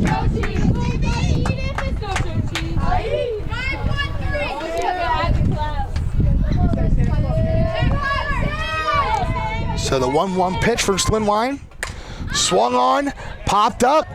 Don't know if it's going to be in play though or not, as that is going to fall out of play. So Robb, life continues. Yeah, Robb in her last at-bat was able to go down and get a pitch at her knees and rope it into the right center field gap. Looks like Schlinwine's trying to work it a little bit higher in the zone in this at-bat.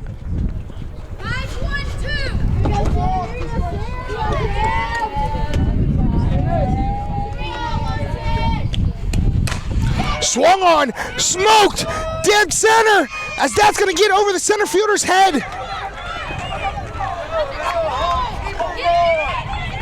As Coach McSherry is going to keep the runner at third, so it's going to be first and third after a big base hit there by Sam Robb. Yeah, Starlazzi had to kind of freeze out at second base. Not sure if that ball was going to be caught, so that's why she had to get held at third. But Sam Robb, like I just said, she went down and got one in her last at-bat. This time, Schlinwine did get that pitch up around her letters, but she was ready for it and smoked one off the wall in center. I thought that one had a chance to go out as well.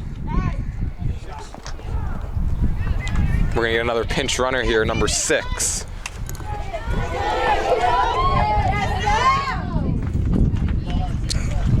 So, pinch runner on first base, number 6, Mahoney. As I got that name right. My apologies again if I do get any pronunciations of any names wrong today. But now up to the plate for Pennsbury. Catcher number 8, Naya Schubel.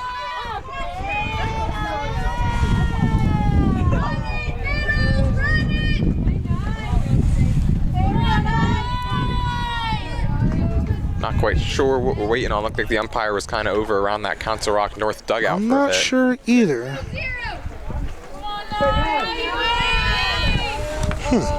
But nonetheless, whatever that was about, it's over now with As that first pitch in there for strike one, Schubel shows bunt, takes it back, and Mahoney swipes it back. Yeah, a little bit of a delayed steal there by Mahoney. I don't think the catcher even really noticed she was going, and she kind of just threw that ball right back to Schlinwine on the mound. No, yeah, in those situations, you kind of focus just on the runner on third, but you do still keep your eye on that batter swiping the bag. A runner swiping the bag, excuse me, not a batter. As that ball swung on, popped up in the air. As that is going to be caught by the first baseman out in foul territory for out number 2. Huge out there, and now Schlinwine 1 out away from getting out of this inning unscathed and putting up a shutdown inning.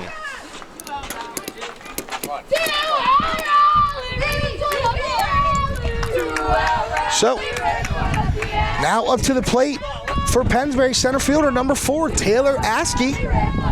Askey trying to help out the cause here for her team. And this is where the Falcons did it in the second inning with 2 outs.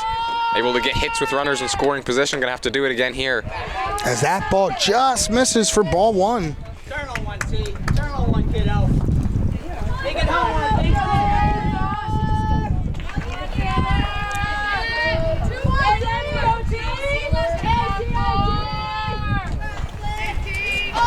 That's you.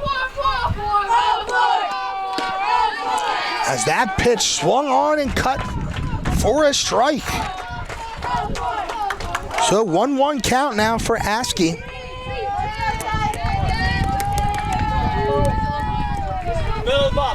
I'll tell you what, Schlinwine's gotten hit around a little bit in this one, but she's not afraid, still pounding the strike zone and challenging these hitters. 1-1 pitch, swung on, hit down the left field line as that just misses the chalk. Yeah, inches away there from a 7-5 ball game, but now gonna have to battle 1 ball and 2 strikes and put another good swing on one, and who knows, maybe it'll be 7-5 for real after this pitch.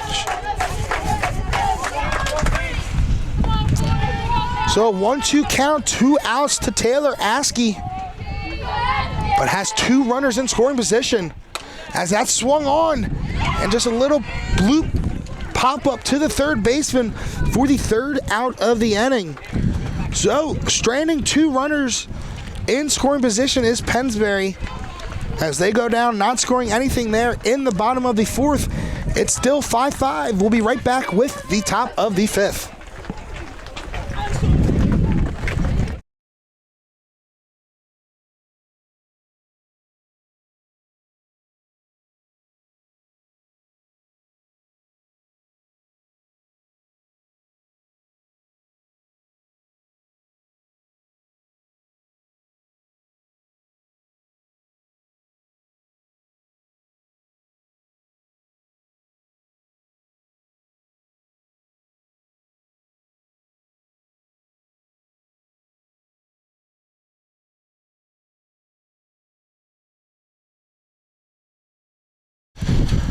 And we're back here at Pennsbury High School as you're listening to the McCaffrey's Food Market Game of the Day. McCaffrey's exceptional every day in the Edgewood Village Shopping Center. 635 Heacock Road, Yardley, and the villages of Newtown. 2890 South Eagle Road. This is the McCaffrey's Game of the Day. And don't forget, the class of 1973, your 50th anniversary reunion is coming up May 6th from 6 to 10 p.m. at Westaby Hall, 425 Hood Boulevard. That's the 50th year anniversary for the year of 1973. So now coming to the top of the 5th inning, Council Rock trying to continue off that successful 4th inning. As leading off here in the 5th is second baseman number 21, Chelsea Seiler.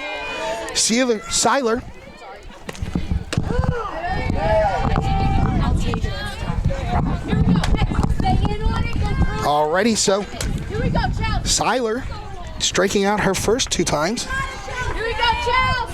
As the coach giving me a little pronunciation, which I will always appreciate. As that pitch is swung on and missed. So 2 early strikes. And there's the off speed again by Freeman, able to get these hitters way out in front again. Smart out there, 0-2. So an 0-2 count for Seiler. Seiler, right? Is that what you said? Seiler. Just wanted to double check. Hey, you got this. Nobody better, kid. Nobody better. So, not sure what the little breakage and the stoppage of play is right now, but looks like we're coming back. I think third base coach just wanted to kind of go over something Gotcha. there. That makes sense. So the 0-2 count to Seiler. In there for a ball, Here we go. 2-1. Here we go. Anyway. which you always got to hold your breath with that type of pitch today because those look like a lot of strikes today. Yeah, I think no matter where the pitch has been today, you've just gotta wait on it because you never really know what's coming. As that pitch is swung on and struck out. As it was a drop third strike, so the catcher Schubler, as the catcher for Pennsbury, Schubel, was able to corral that ball and tag the runner out. Yeah, and I guess that pitch was the changeup. It was a lot harder than some of the other off-speed pitches that we've seen out of Freeman today, and she was able to pick up her 11th strikeout on it. So now up to the plate for Council Rock is shortstop number 36, Taylor Gearhart, as she takes that first pitch in low for ball one.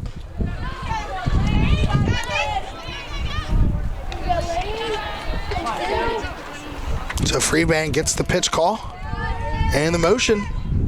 And that pitch swung on, smoke to right field, as that's gonna go. See you later.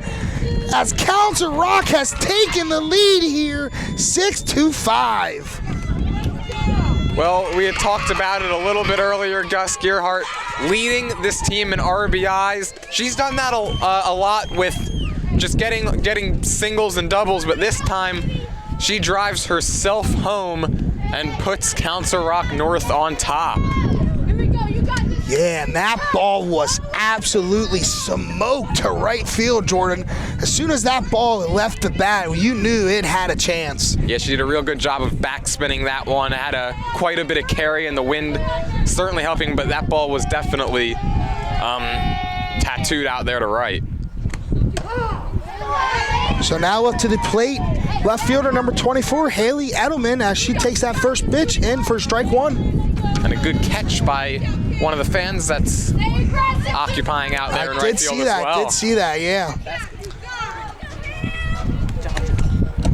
As that pitch is low for ball one, as that is the 100th pitch for Lainey Fryban this game. She's hit the century mark.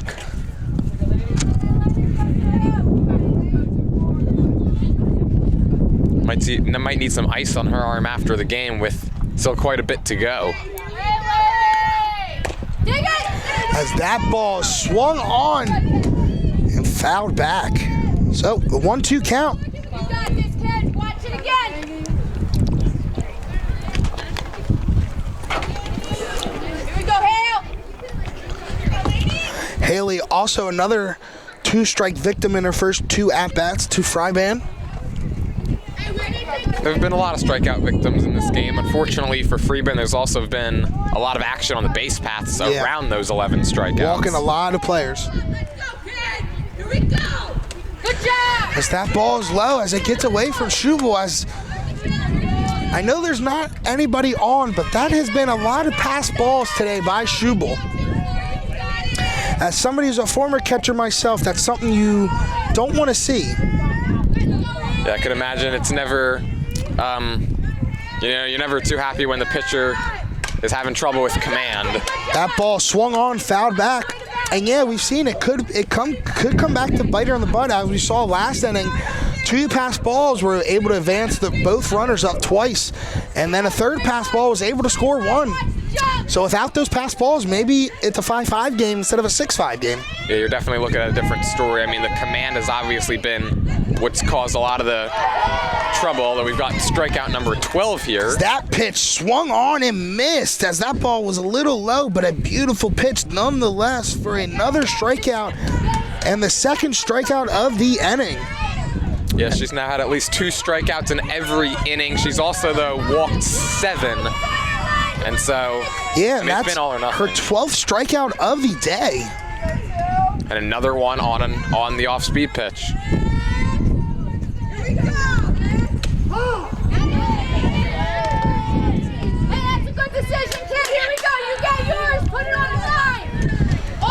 that one is in for strike one. As that is strike one to right fielder number 16, Kayla Rippers up to the plate. As that is swung on for strike two. As Right to it. You got this. Whoopsie. Swing line. See it in, right out. Yep. There you go. There you go.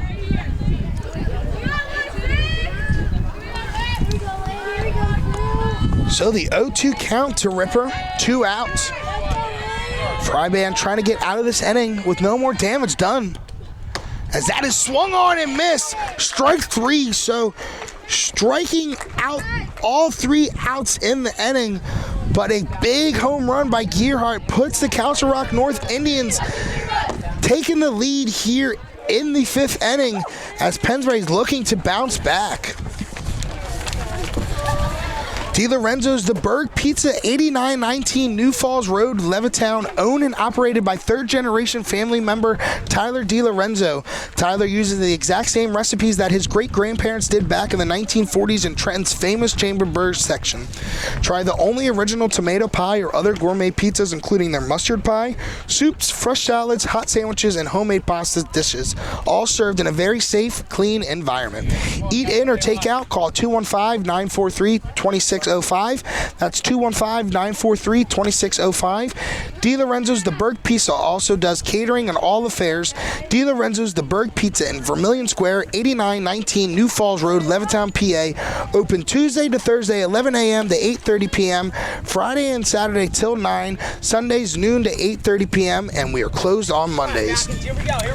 Don't forget, you're listening to the McCaffrey's Food Market Game of the Day. McCaffrey's exceptional every day in the Edgewood Village Shopping Center, 635 Heacock Road, Yardley, and the Villages of Newtown, 2890 South Eagle Road. So Pennsbury looking to answer back here in the bottom of the 5th as first baseman number 10, Anna Evenchik, comes up to the plate. I think I'm saying that right, though. Evenchik? Yeah, I believe that is correct, and she had herself a big at-bat last time up, drilling a home run over the center field fence.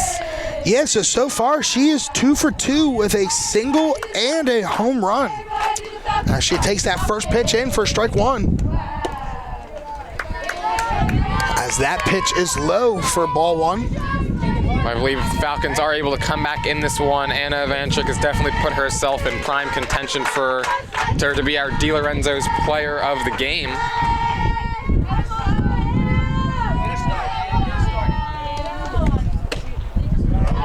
As that ball is high to Evanchik.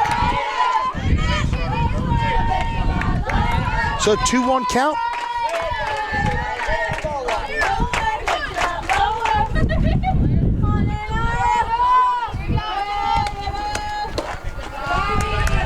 That ball low. So 3-1 count. Evanchik ahead of the count. I think Schlinwine's got to be real careful here. Obviously, that home run her last time at the plate, and you can't just flip one in there. As that ball is high, so a leadoff walk by Anna Evanchik.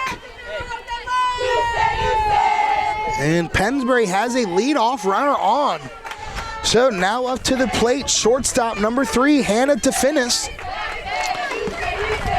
DeFinis got on her last at-bat, but it is due to a fielder's choice.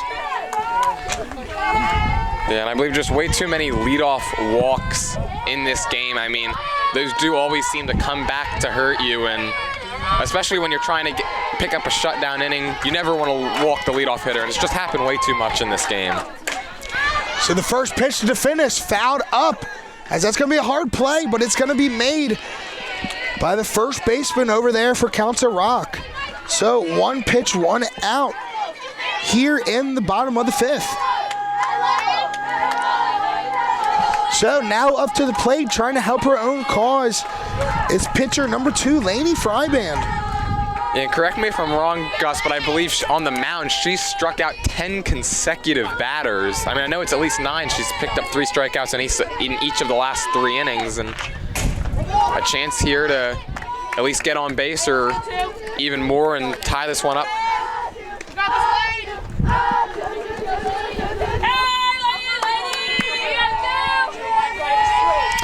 Yes, you're correct, Jordan. So her last 10 outs have all been strikeouts. Unfortunately, a lot of hits and walks mixed in there. Yeah, that's the problem. A lot of base runners. So that pitch in there for strike 2. So an 0-2 count. Fryband has to try to battle back here.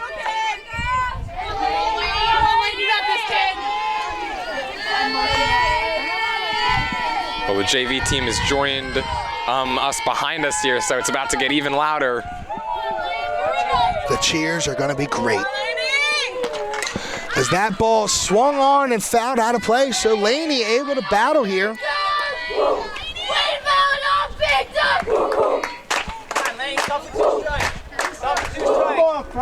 Wonder how many times these players lose their voice after games. Oh, it's probably the worst. Especially whoever leads the cheering, because they have to be the loudest. I was ready to make that play. That one was coming towards me. I was ready for the play, but there was a fence in the way. So, fortunately, I would have caught it. I got my baseball background, Jordan. I would have helped us. Don't worry. That ball was coming right towards us, though. But Fryband able to keep battling here with an 0-2 count. Yeah, she's fouled off a couple of pitches in a row and just got to stay back on one here because it seems like Schlinwine's just going to continue to challenge her. That's good eye there by Fryband as that one just a little bit outside for ball 1. A great take after fouling a couple of pitches off, not getting herself into automatic swing mode. You'll see that happen a lot, but a good job by Fryband to take that pitch.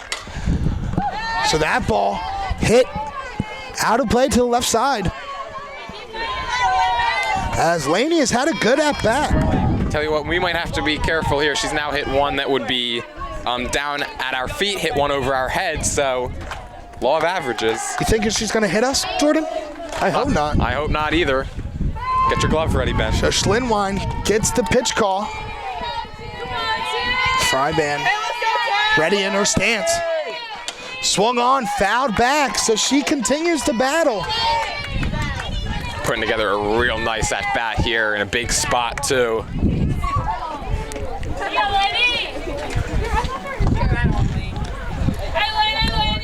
Come on, lady. Hey, lady. Yeah, Laney having just as many strikeouts today as Pennsbury has hits. Laney has 10 strikeouts. Pennsbury has 10 hits overall.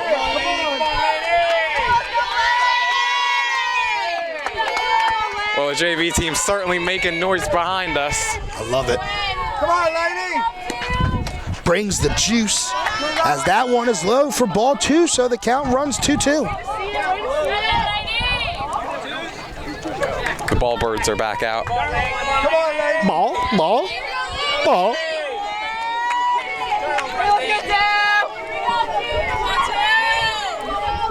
So the 2-2 count.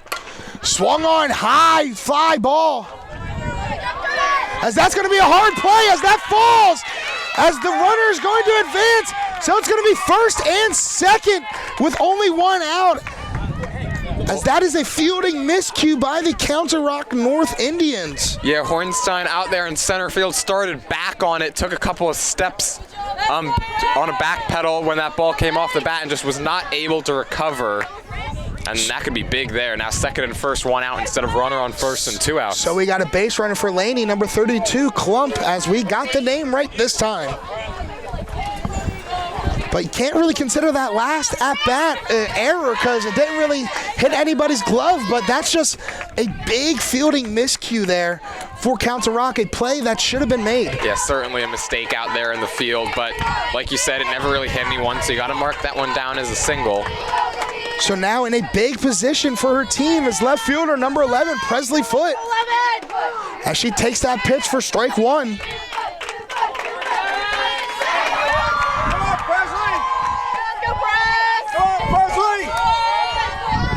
Presley in a huge spot right now, as in her first at-bat was able to get an RBI single. to kind of start the scoring for this Pennsbury team, as that one just catches the strike zone for strike 2, as you can see her saying it, that one was a little high. She wasn't going to take that. Yeah, and don't expect Schlinwein to give in here. Top of the order coming up, trying to get the 9-hole hitter. And she's also obviously throwing a whole ton of pitches in this game. Yeah, Freeman already eclipsed the 100 pitch mark. Ash Schlinwein doing the same thing with that pitch right there, as that was pitch 100 for Schlinwein, as Presley Foote is able to foul that out of play and keep battling here.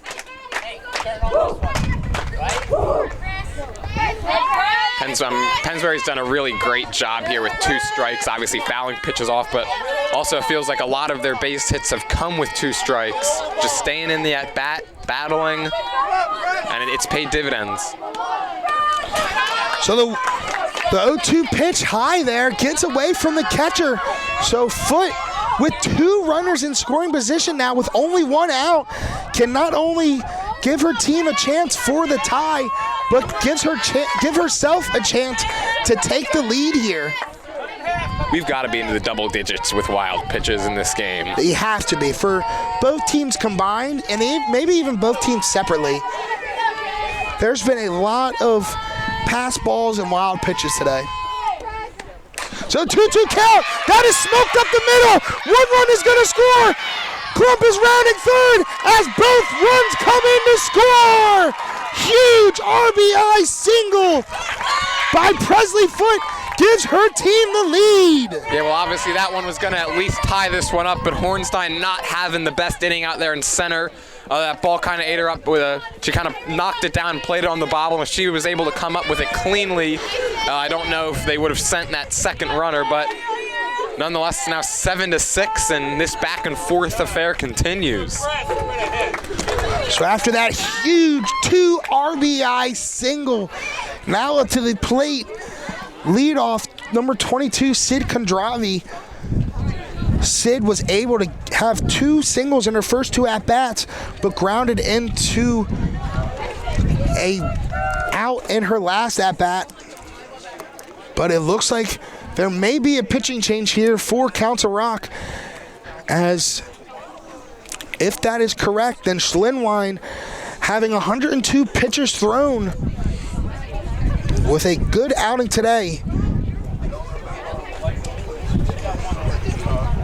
the best she could have done against a very high potent Pennsbury team.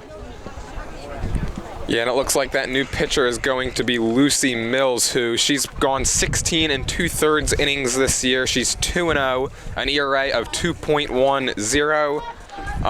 Hitters just hitting 197 against. However, hitters were hitting 186 against Schlinwein, and that has not seemed to have been a problem for Pennsbury. Mills, another high strikeout pitcher. She struck out 20 in those 16 2/3 and walked only 5. Alrighty, so after this pitching change, Pennsbury going to have 1 runner on, 1 out after taking that lead. We're going to step aside and be right back here at Pennsbury High School.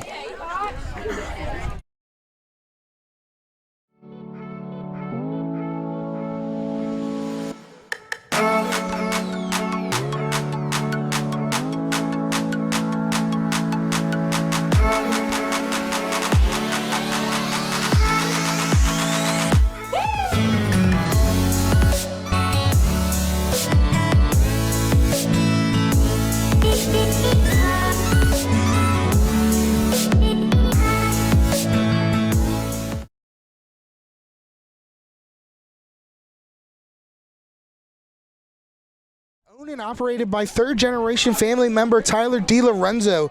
Tyler uses the exact same recipes that his great-grandparents did back in the 1940s in Trenton's famous Chambersburg section. Try the only original Trenton tomato pie or other gourmet pizzas, including their mustard pie, soups, fresh salads, hot sandwiches, and homemade pasta dishes. All served in a very safe, clean environment. Eat in or take out, call 215-943-2605. That's 215-943-2605. DiLorenzo's The Berg Pizza also does catering for all affairs. DiLorenzo's The Berg Pizza in the Familion Square, 8919 New Falls Road, Levittown. Open Tuesday to Thursday, 11 to 8:30, Friday and Saturday till 9, Sunday noon to 8:30, and closed on Mondays. Don't forget, you're listening to the McCaffrey's Food Market Game of the Day. McCaffrey's exceptional every day in the Edgewood Village Shopping Center, 635 Heacock Road, Yardley, in the villages of Newtown, 2890 South Eagle Road. So, after the pitching change, now to the plate is Sid Kondravi as Presley Foote steals and swipes second. As that pitch to Kondravi, I believe, was in there for a strike. Not 100% sure yet, but nonetheless, Presley Foote swiping a bag and getting another runner in scoring position for this Pennsbury team. Yeah, no surprise there that Presley Foote uses her wheels on going on the first pitch again and puts herself in scoring position, although with her wheels getting on first base might be scoring position. But either way, now a single makes it 8-6. So that ball's in the dirt as Presley Foote is able to swipe another bag as she is on third now with only one out, so a pop fly can score the runner. Yeah, not sure if that ball slipped out of Mills' hands there, but it bounced way in front of home plate and certainly did not have a lot of velocity on it. Couldn't tell if she kind of lost her grip.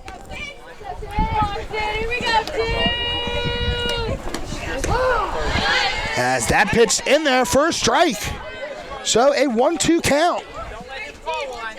Two strikes. Come on. You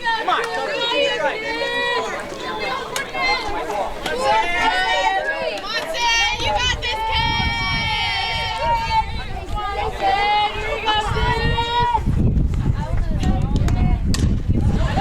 As that ball is popped up out of play as Kondravi battles in this at bat.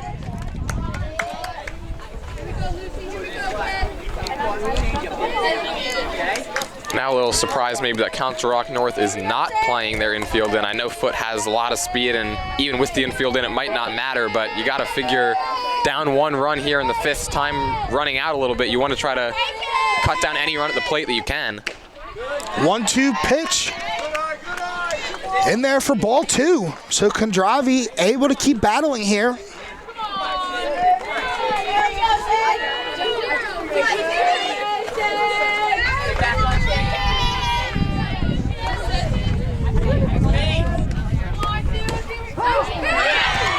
As that ball's in there for strike three, as that looked just a little low.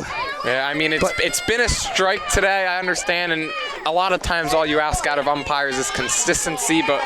He's been consistent, like you said, Jordan, he has been consistent with that low strike. He's been calling it both sides all day, but I just don't know if he should be calling it a strike.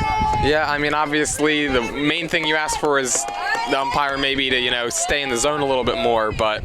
I mean, hey, at least if it's fair for both sides, that's the second best option. So now to the plate was Ava Starlazzi as she hits that to the shortstop.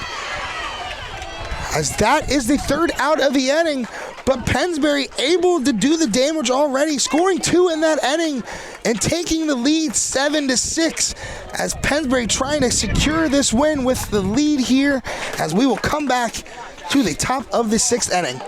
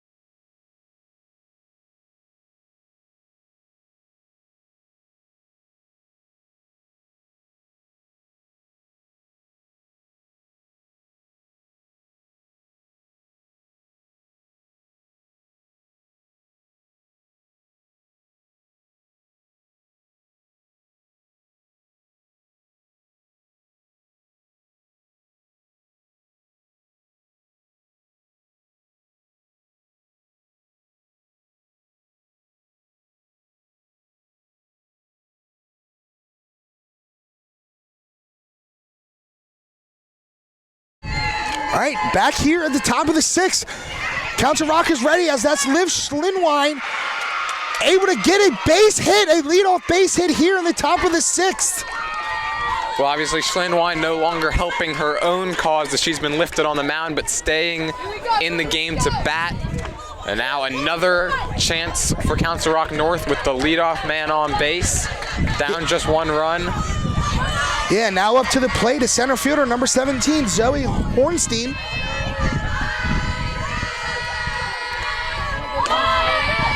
As that pitch is high for ball 1. Well, I'm sure she's looking to make up what was a rough inning in the bottom of the 5th for her in the field. Made a couple of mistakes that allowed Pennsbury to score their runs.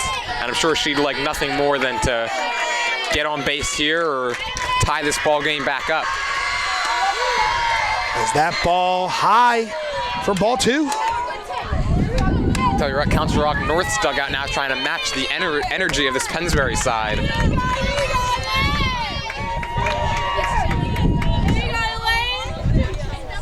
So he actually called that a strike, which is kind of odd. So it's a 1-1 count, as that's a bunt. Able to get the out at first, but advancing the runner was her job, and she was able to do that. So Hornstein with a beautiful sacrifice bunt, able to get Schlinwine over to second base. Yeah, real nice sacrifice there. Put it in a beautiful spot right between the pitcher's mound and home plate, and is able to advance the runner. And now a ball into the outfield ties this game back up. Yeah, and now up to the plate is catcher number 33, Molly Sheehy. Intentional walk. And is Pennsbury going to try to set up the double play here? So they intentionally walked the runner there, as you don't normally see that in high school. This is softball.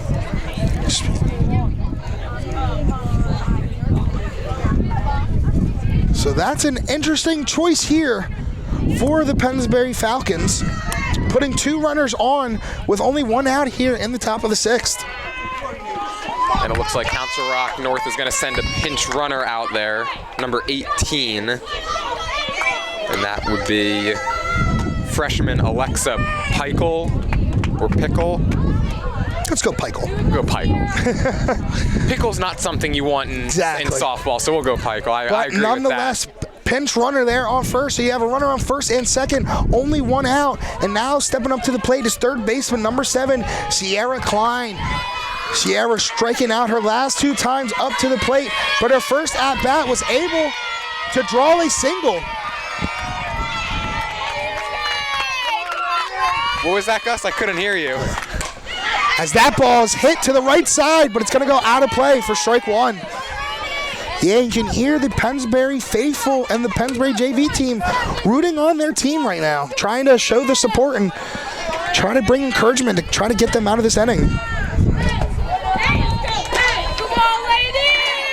Sure, Laney Freeman trying to work one on the ground here, try to get that double play. There it That is. ball hit to the second baseman. It's going to be bobbled, and they're not even able to get any play, as it's going to be bases loaded with 1 out after that error right there by Starlazzi. Yeah, that took a wicked hop on Storlazzi. I mean, Freeman got exactly what she wanted, a ground ball hard hit right at a fielder. But again, just takes that hop, and I thought maybe Storlazzi had a chance to go to first there, but she chooses to try to look the runner back at third, try to make sure she wasn't going to try to round and score, and now bases are loaded. Yeah, so bases loaded, 1 out, and up to the plate is DP number 6, Zoe Hardy. As that's in there for strike 1. In the dirt for strike 1. In the dirt for strike 1. I mean, I swear I saw some dust kick up there from that ball. I don't believe you. I believe you, Jordan. I don't deny you.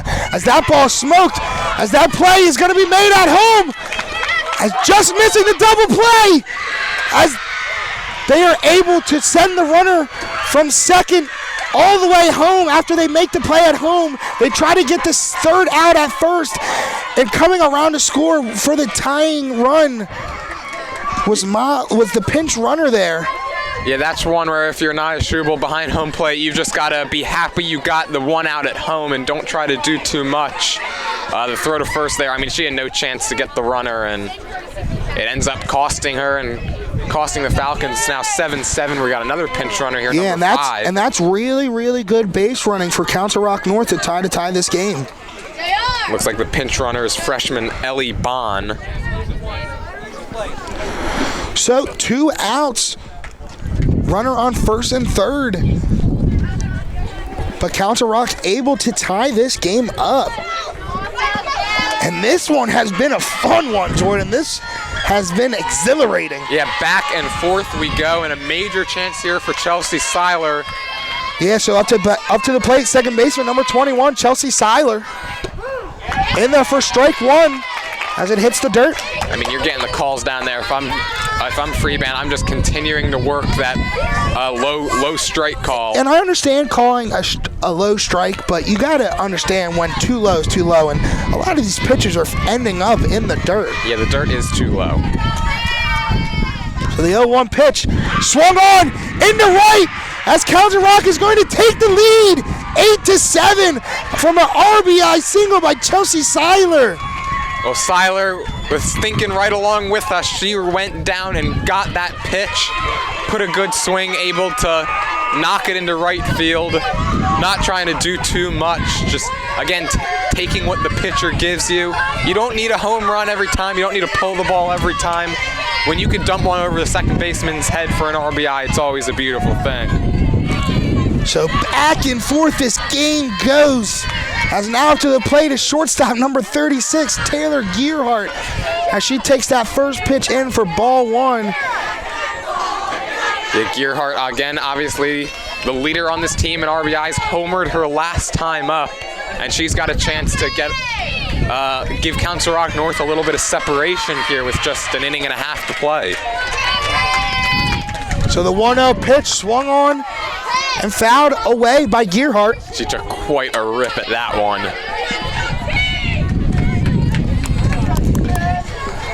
As pitch number 120 is coming up for Lainey Frybandis. We talked about a little bit earlier before the game that obviously the pitching mechanics in softball is a little different. You can just keep going and not put really much on your arm, but really the fatigue that starts to get these pitchers as that one is swung on for strike 2. Yeah, beautiful breaking pitch there, and again, wouldn't be surprised if she comes back with it. She's gotten a lot of her strikeouts on the breaking pitches and on the off-speed pitches, and she's going to be looking for strikeout number 14 here. So the 1-2 pitch swung on and missed. Big third out and a strikeout in the 6th inning, but Council Rock able to get more damage done off dominant pitcher Fryband as they're able to score 2 there in the 6th as they take the lead 8-7 here. Pennsbury 2 more times to hit to try to tie it or take this lead. Spring is here and it's time to view the world through Jammer Doors and Windows, a family-owned and operated local business since Babe Ruth started playing for the Yankees in 1920. And today, Jammer continues to SWAT home run sales, service, and installation of garage doors and openers, entry doors, patio doors, storm doors, and windows. Jammer Doors features rain or garage doors, steel or aluminum, and crafted for dependable, long-lasting service. Jammer Doors and Windows do their own work and installation using no subcontractors, saving you money. Avoid the big box stores and save with Jammer Doors and Windows. Visit their showroom at 2850 Brunswick Pike, Business Route 1, Lawrenceville. Yardley Showroom open appointment. Call 215-493-7709. That's 215-493-7709. Don't forget, you're listening to the McCafferty's Game of the Day. And the class of 1973, don't forget your 50th anniversary reunion is coming up May 6th from 6 to 10 p.m. at Westerby Hall. Come join us for fun, music, dancing, and to catch up with some of your Pennsbury friends over the years. So Pennsbury trying to battle back here after taking the lead in the last inning, giving the lead back up, and trying to take the lead again here in the bottom of the 6th, and just an eventful game it has been. So to lead off here in the bottom of the 6th, it's third baseman number 16, Sam Robb. Yeah, she's had herself quite a day. Yeah, her first at-bat she grounded out, but her last 2 at-bats able to get a couple single and a double, and her double she was able to score 2 RBIs.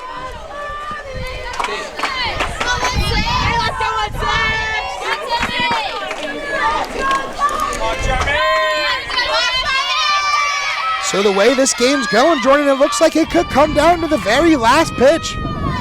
Yeah, and you saw Rob kind of come over here in between innings, try to get this JV team even more fired up, and they're responding right now. Just kind of looking back over here. As that ball in there for strike one. Rob trying to feed off of this energy from the people behind us.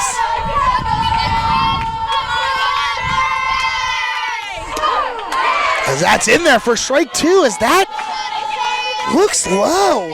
It's been all day, though. It's been all day. Yeah, you certainly, at this point in the game, you got to be able to go up there and just sometimes hit maybe the pitch, some pitchers' pitches, because if you wait for yours, you're probably going to be rung up. As that ball smoked down the left foul line, as that's going to go foul, though. Just missing the third base bag. Rob's made some really nice contact in this game. Another hard hit ball there. Just got to look to straighten it out now.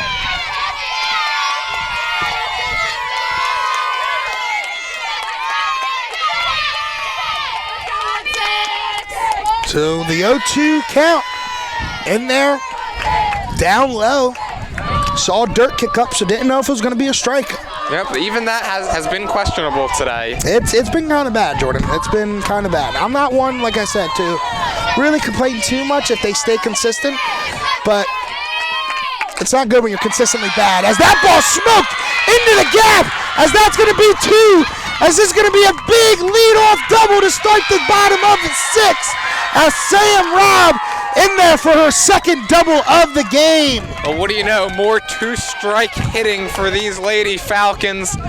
That time she got a pitch up in the zone and did not miss it. That's her second double of this game to the right center field gap, and the tying run standing out there, out at second base.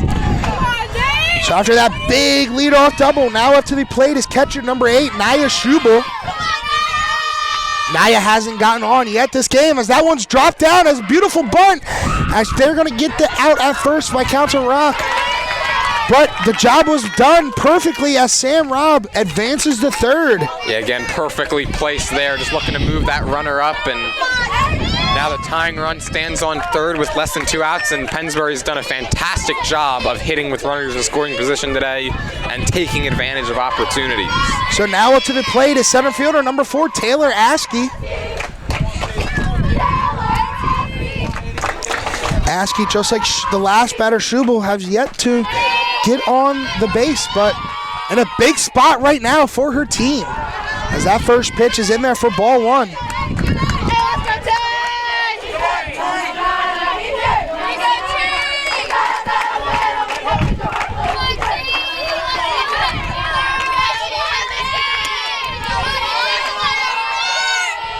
So 1-0 count, and the pitch swung on the right side as that hops off the first baseman's mitt, as that's going to score a run.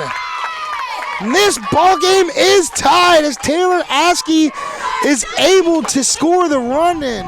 When you've got a team like the Falcons who typically like to play small ball, that sometimes is the stuff that can happen. You have to play the first baseman in, the ball chops over her head and just off of her glove, and Askey reaches, and this game is tied yet again. What do you know? And I know the first baseman was playing a little up, and it was kind of hard hit, but it hit the glove and was in and out. So I think that's going to be an E3 there. At least in my book it is. As that's a dead ball, as that hits number 10, first baseman Anna Evanchik, as she has now gotten on base every at-bat. She has a single, she has a homer, she has a walk, and now she has a hit by pitch. Yeah, and obviously no intent there. Actually, Evanchik out at first base smiling, knowing that she helped her team with that. Yeah, in a game right now where any base runner is at a premium right now, that's a big base runner. So now up to the plate is shortstop number 3, Hannah DeFinis. Got a feeling the scoring is not done in this inning. I think DeFinis is going to maybe get this crowd behind us even more juiced up. Hey, let's go 3!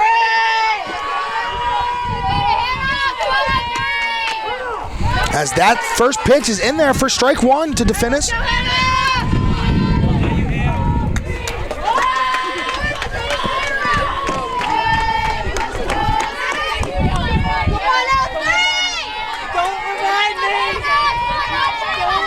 So the 0-1 count and the pitch squares for a bunt as that's going to drop. And every runner is going to advance as that is a beautiful played bunt. Yeah, not really a smart play there by Sheehy at first. That ball definitely looked like it was going to spin foul, and if she had let it go, obviously. Yeah, that's the same thought I had in my head. Is with the spinning it was your best bet. You're not going to be able to get the out at first or anywhere else, so just try to hopefully let it spin foul. And that's something they taught me as a catcher. So really a beautifully placed bunt there by DeFinis. And just not a great job defensively by Council Rock North. Yeah. So you have bases loaded, 1 out with number 2 pitcher Lainey Fryban trying to really help her cause out right now. As that misses for ball 1.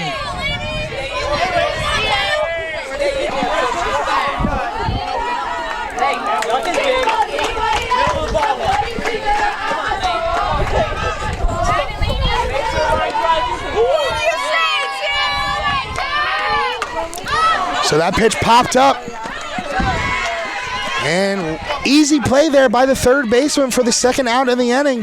Major out there by Mills. Was able to run that pitch in on Fryban's hands, it looked like, and able to get her to pop it up. And now 2 outs and the base is loaded. So 2 outs, bases loaded. A big spot for left fielder number 11, Presley Foote. As Presley, her last at-bat, able to score 2 RBIs with a single and swipe 2 bags. She's got 3 stolen bases and 3 RBIs on the day so far by Foote. Yeah, she's another one that's in contention for the De Lorenzo's player of the game. As that one is popped up. As bases loaded with only 1 out, and Council Rock is able to get out of that with no more runs. As Pennsbury is able to tie it. 8-8 as we go to the top of the 7th here at Pennsbury High School.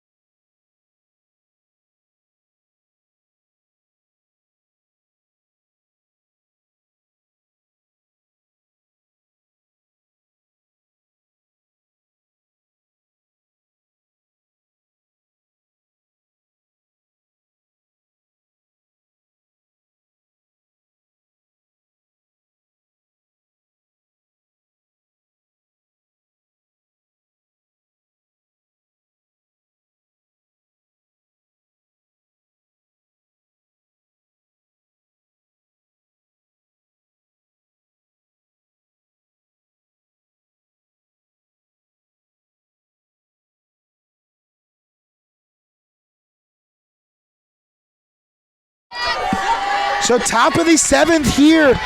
Left fielder number 24, Haley Edelman, up for Council Rock. As that one's a strike, as I've said it all day, it's kind of rough, but that one literally bounced into the catcher's glove. That is bad. That is so bad. Yeah, and the home plate umpire's hearing it from someone behind the plate right now. He deserves to hear it, honestly. I don't say much about this, but it is god-awful umpire performancing today. That's in strike 2. That bounce also?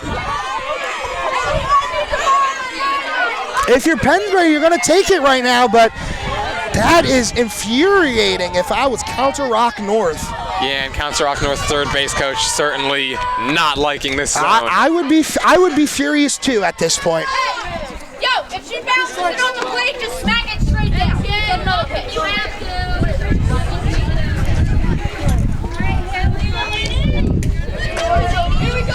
So an 0-2 count here for Haley Edelman.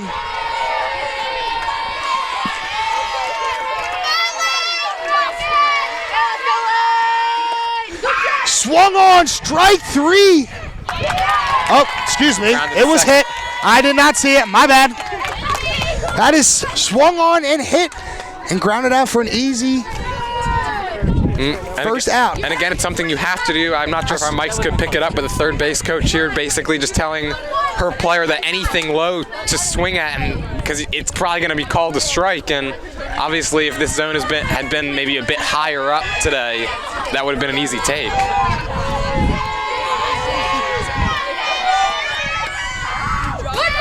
So now up to the plate is right fielder number 16, Kayla Ripper. Yeah, and just the way this strike zone has been called and how it's gone today, I thought it was just swung on, missed, and the ball got away from the catcher there.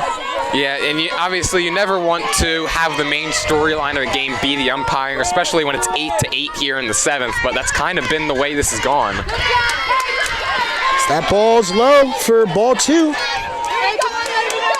sure? I hope so. I saw dirt kick up, but you never know nowadays. Gonna need a sand wedge to hit some of these.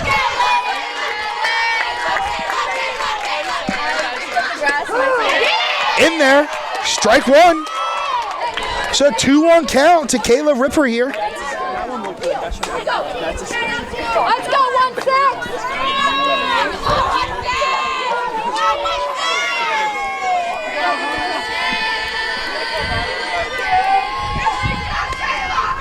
Swung on, strike 2. So Fryban able to battle back here, 2-2. And let's see if Fryban goes back to that off speed here. Now is able to blow a fastball by Ripper right there, and let's see if she maybe can get her out in front with one here. So 2-2 count, 1 out. Fryban with the payoff pitch, swung on and missed. Is that 15 now? 15 I believe that strikeouts. is 15 strikeouts.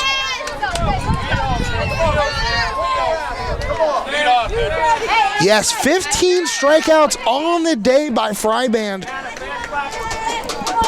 20 outs worked by her so far. 15 have gone down on strikes. So now up to the plate, leadoff man number 2, Olivia Schlinwine. So that's in there for strike 1. So it looks like Freeman trying to work what would be the first 1-2-3 inning of this game on either side. Still got to get Schlinwine here, though.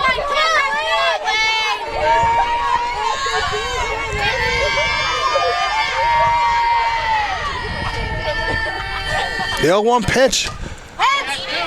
Fouled off, out of play towards us.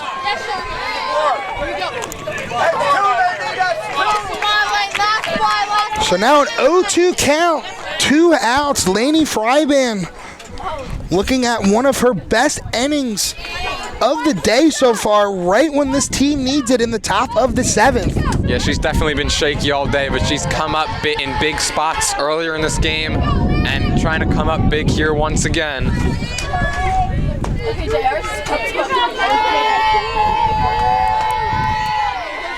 So the 0-2 pitch from Fryban just misses, as that looked like strike 3. I don't know how you don't call that one, but you call one that bounces in the dirt. Here, I'll tell you what. I'm really at a loss of words right now. I'm genuinely at a loss of words. I'll tell you what. This is probably one of the worst umpire performances I've seen this year. As that's in for ball 2. Yeah, on that previous pitch, the Falcons infield kind of taking a step towards the dugout. And it's nothing against either of these teams. It's just how bad of a performance this umpiring crew has today has been astonishing, really, Jordan. Astonishing. Yeah, it's not been pretty back there. So 2-2 pitch, swung on and fouled off. So Schlinwine is staying alive. We have good battle here between the 2 starting pitchers. One at the plate and one in the circle. So 2-2, 2 outs. Swung on and missed. A big third out of the inning. And Pennsbury gets a 1-2-3 inning in the top of the 7th and has a chance to walk it off here in the bottom of the 7th. Wow, what a game we've had so far. Well, more than securing your home or business, BAI Security in Yardley now offers medical alerts for seniors. Trip or fall or homebound, these are the same medical alerts you see advertised on TV, but now available from BAI Security and monitored locally 24/7 by BAI Security.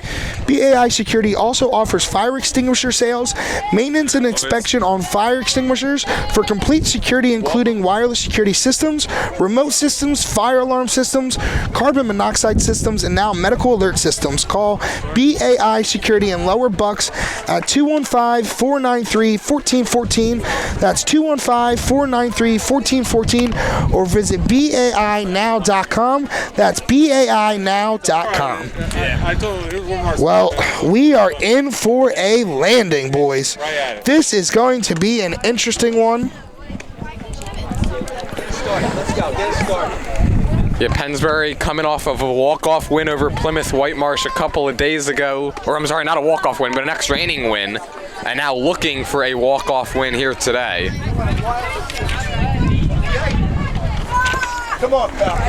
And yeah, big spot here now for Pennsbury as you're going to the bottom of the 7th. Tied 8-8, and we've had such a good game today. And Pennsbury coming into the bottom of the 7th, having the top of the order up. So in the right spot if you're Pennsbury.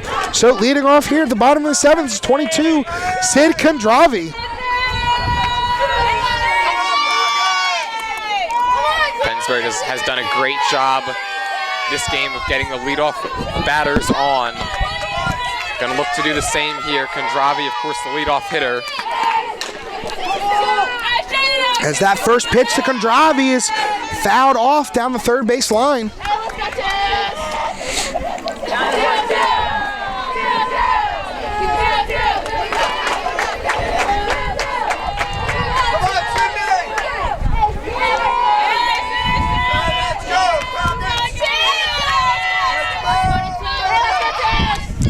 So the 0-1 pitch to Kondravi. That knocked over one of our cases. Yeah, got hit with a little bit of an off-speed pitch and way out in front there. Just barely able to keep contact on it. It hit one of our cases, Jordan? Yep.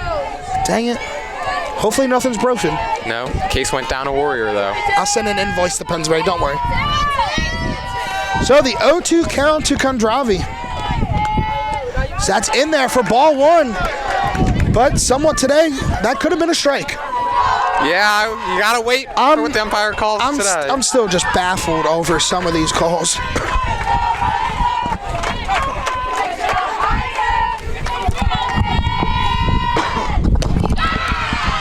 So the 1-2 count swung on and missed there for the first out of the inning. Yeah, Mills breaks out the hook with that one, is able to catch the batter way out in front, and a big first out here. So now up to the plate is second baseman, number 1, Ava Starlazzi.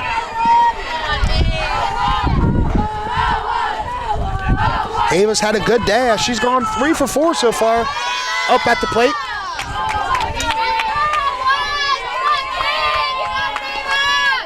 The first pitch to Starlazzi shows bunt but pulls back for ball one. Yeah, it's back-to-back games now that Starlazzi is 3 for 4. She had that same line against Plymouth Whitemarsh earlier in the week.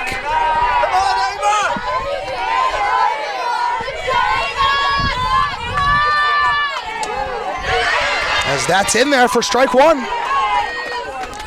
Looked maybe a little low like usual, but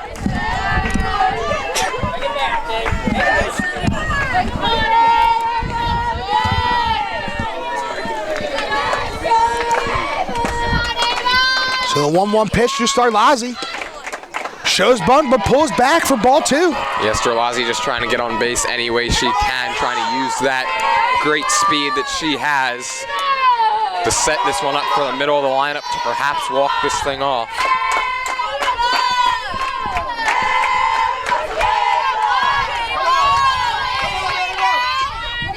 As that ball swung on and fouled back out of play as the count goes 2-2. And this is where Starlazzi just has to stay in there and got to protect, obviously, with anything close. I know you don't want to leave a call like this in this spot of the game up to the umpire during any game, but especially today with the inconsistency that we've seen. So Starlazzi in a big spot right now. 2-2 count, 1 out. That pitch swung on to the second baseman. Is she going to be able to beat it out? No. But a beautiful play and a beautiful stretch by the first baseman there. Wow, what a play. Yeah, great all-around play. Seiler knew she had to get rid of that ball quickly with Storlazzi's speed. Great job of knowing your runner. And then Sheehy over at first base doing the splits. Looking a little like Vladimir Guerrero Jr. there out at first base. The athleticism. Yeah, and I'm not sure what's going on here for Council Rock, but it looks like maybe a position change. Yeah, let's see what looks like the first baseman is gonna be catching now. So it looks like Sheehy, who was originally catching, moved to first for a little bit, but is now moving back to catcher. That's what it appears, and we're gonna have. Come on, Sammy! I don't know why they did that. I'm not sure. Yeah, we're gonna have Zoe Hardy, it looks like, take over at first base. Maybe they were doing that since Starlazzi was a left-handed hitter, maybe putting the good fielder Sheehy over at first. Yeah, it's possible, especially also with the speed that she's got. Yes. Hardy, who was the, I guess, designated player in this game, now going to move to first. So now up to plate, though, for Pennsbury, third baseman, number 16, Sam Robb. Robb has in a spot with 2 outs here on the bottom of the 7th, but has had a solid day so far as she has gone 3 for 4, 2 doubles, a single, and a few RBIs. As that ball's low. Not sure how that ball missed her. Yeah, I thought it was going to hit her foot for a second, it looked like. Able to kind of back both of her feet out of the way just in time. I'm sure she wants to stay up at the plate right now, not looking to get on base by a hit by pitch, considering the fact that she knows that she's done some damage in this game, looking to do more of it here.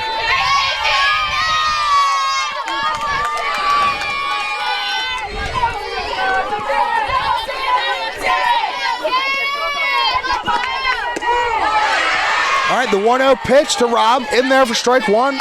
Nice change up there.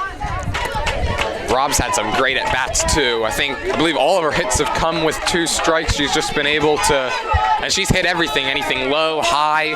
It doesn't really matter where these Council Rock North pitchers have, what they've tried to do with her. She's taken advantage. That ball hit high to center field.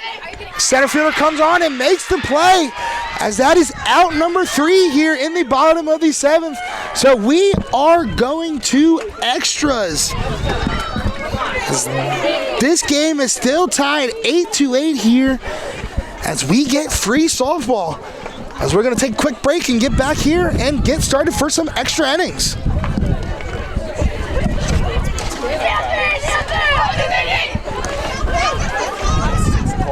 Yeah, man, it's been a long game.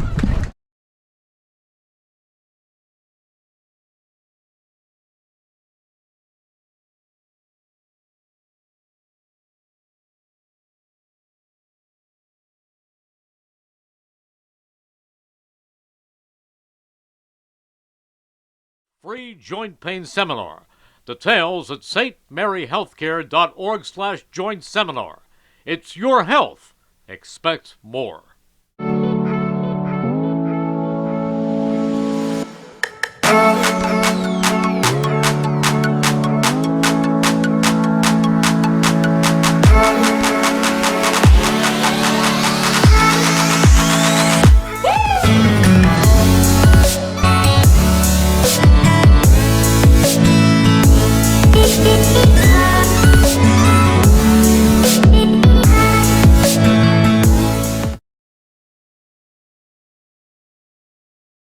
Extra innings, free baseball is here, or I should say free softball.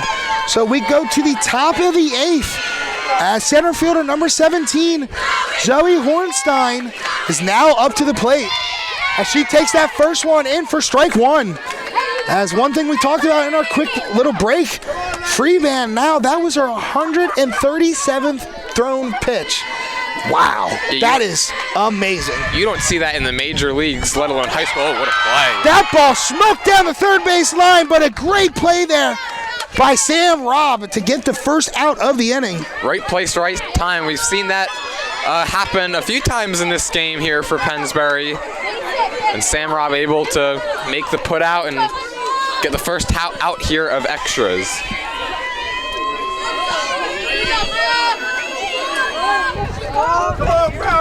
So now up to the plate is catcher number 33, Molly Sheehy.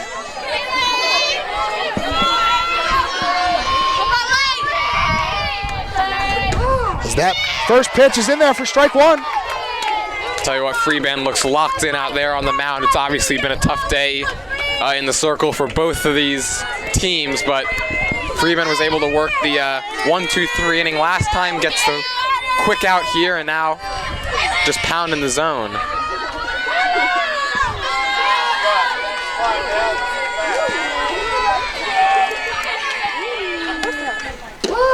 That pitch in there for strike two. As that's a good off-speed pitch that catches the outside corner. Yeah, just take a rest here, take over. That's nice of it.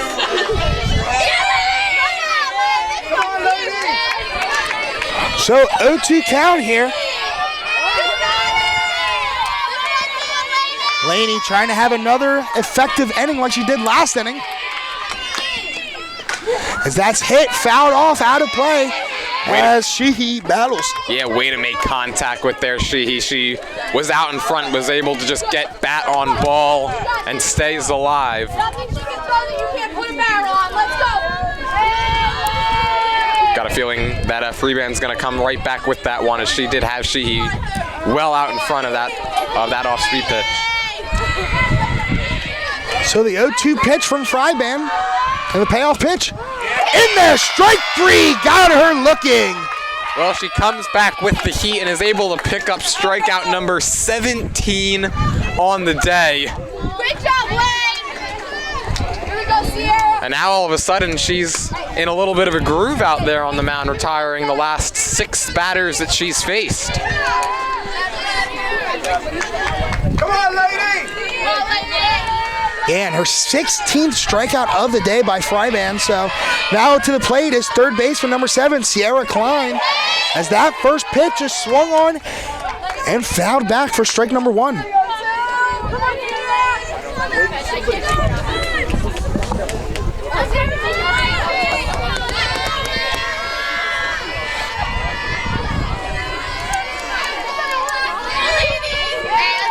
So the 0-1 pitch.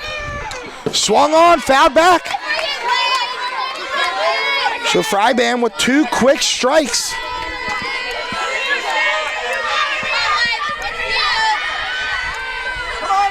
Edelman looked like she was maybe even a little bit early on that fastball. And now we'll see if Freeband comes back with the breaking stuff. So the payoff pitch, high in there for ball 1. That'll wake you up if you aren't already here, as this game has eclipsed the 2.5-hour mark.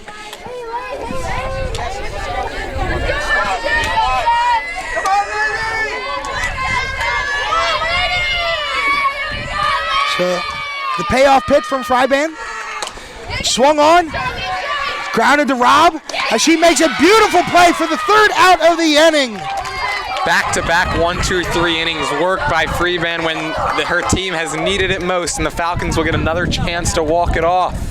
So back-to-back, as you said, Jordan, 1, 2, 3 innings here by Laney Freiband is really helping out her team to keep the scoring down and try to give her team a chance to win here.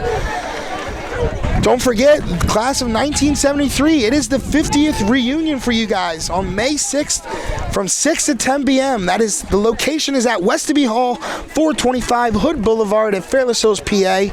It's the 50 years since graduation, so come join us for fun, music, dancing, and to catch up with some of your Pennsbury friends from across the years. Don't forget, today is McCaffrey's Game of the Day.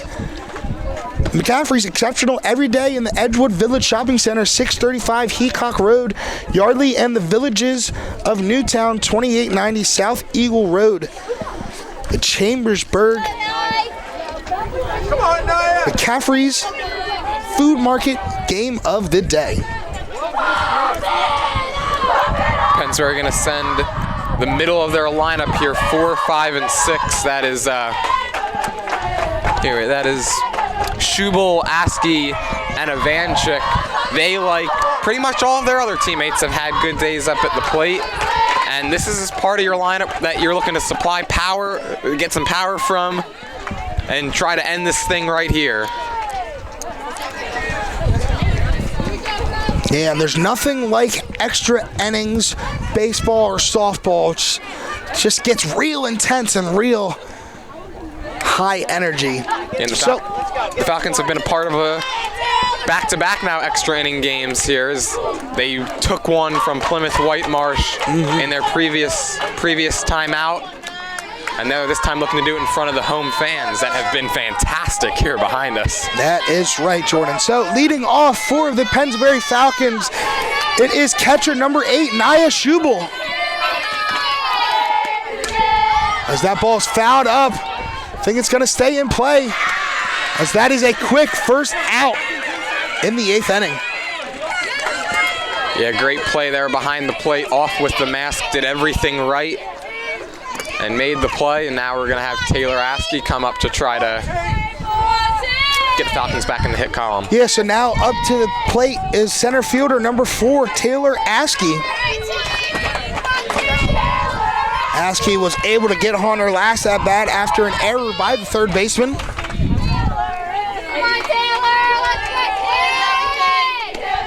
As that ball skied high into center field.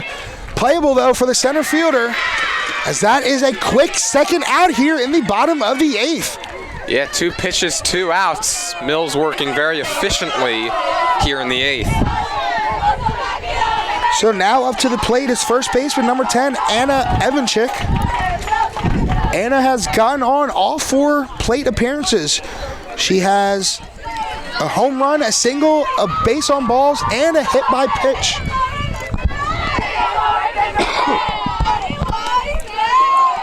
As that first pitch is low for ball 1.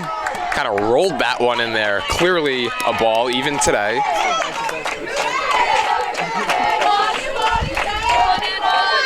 What was that, maybe a 25-footer?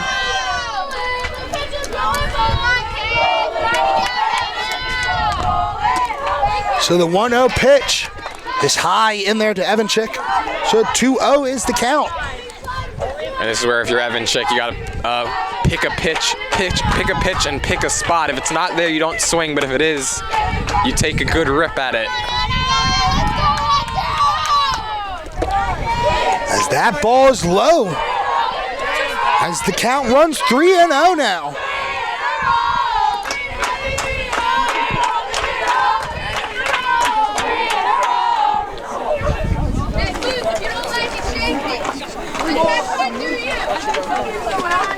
Excuse me. Excuse me.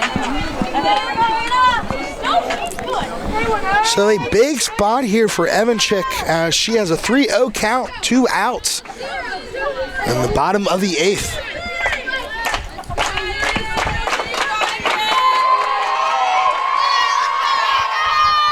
Payoff pitch in there for strike 1. And clearly taking all the way there was Ivanchik.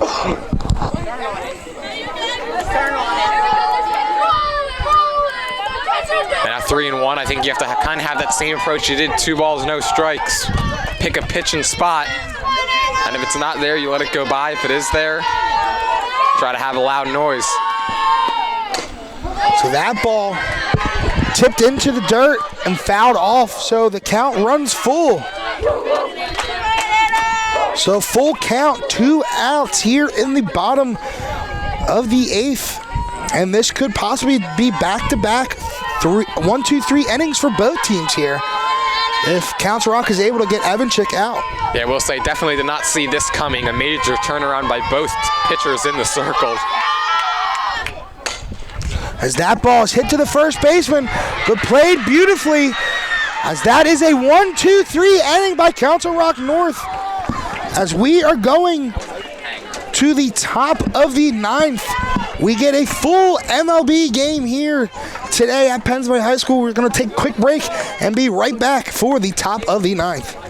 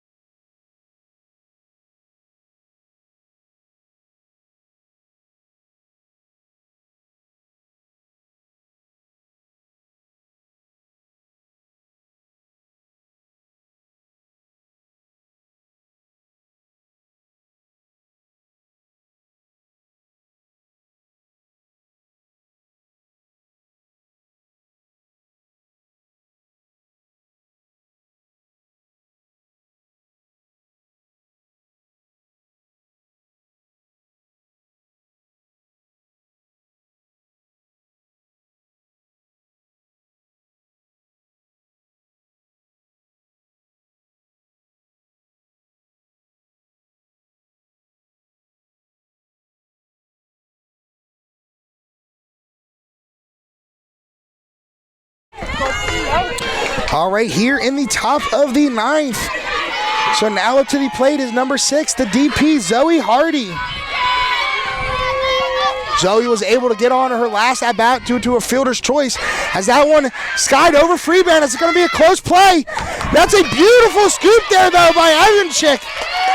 Yeah, what a pick over there at first base. Able to use 2 hands, actually, to corral that one. Heck of a play. And Freeman, again, is able to get a quick out. That's 8 in a row set down after she really struggled her way through the first 6. Yeah. She settled in nicely. Better late than never, certainly. So now up to the plate is second baseman, number 21, Chelsea Seiler.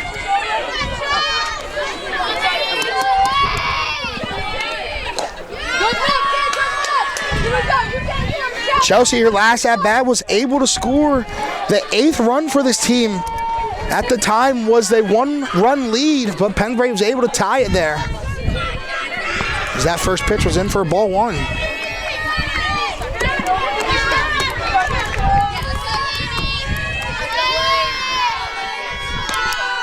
As that pitch swung on and missed for strike 1.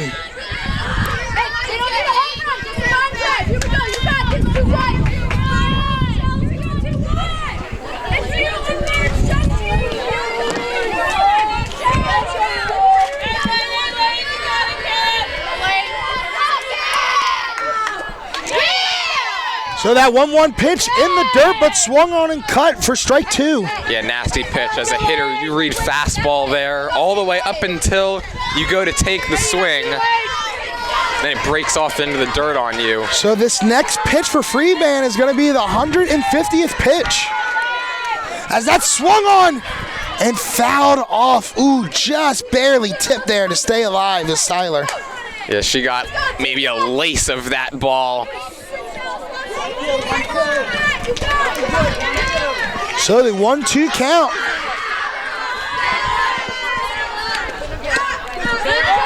Looked on and just missed there for a ball. Yeah, that one must have been outside because obviously the umpires called the low pitch a strike a lot today, and must have been just off the plate away.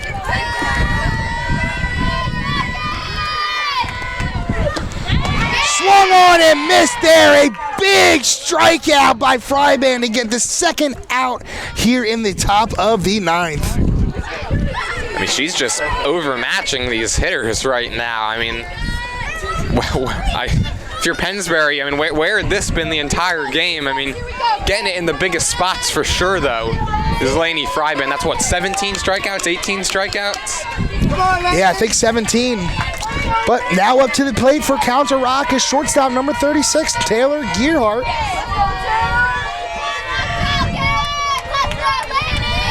Taylor hit a homer, big homer in the 5th inning earlier in this game.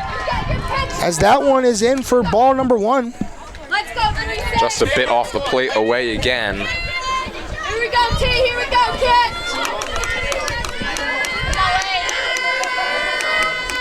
Got a clean home plate here, Gus. Make sure it's nice and white there. Nice and white. I'll tell you what, Jordan, I'm on my last column in my scorebook. Yeah, and up on the scoreboard here at Pennsbury High School, they're on to their last inning. If we go 10, we're all screwed. We are. Yes, we are. We are all screwed. Gonna have to commit your scorecard to memory over there. Yeah, I'm gonna have to. So the 1-0 count, and the pitch from Fryban swung on and fouled back. 150 some pitches. She's still bringing the heat.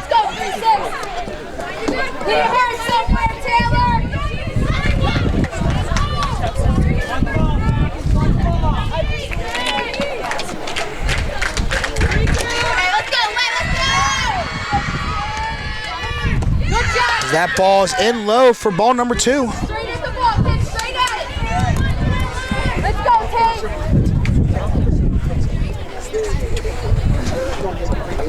Oh, you can go.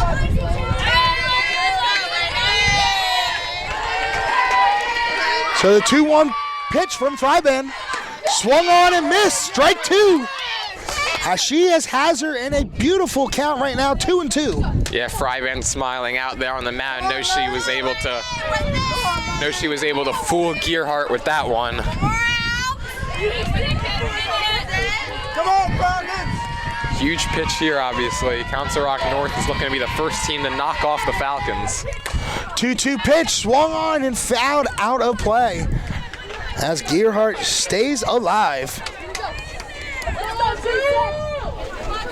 Pennsbury, these last couple of games have certainly had scares now with their maintaining their undefeated record. Able to survive at Plymouth White Marsh, looking to do the same here today.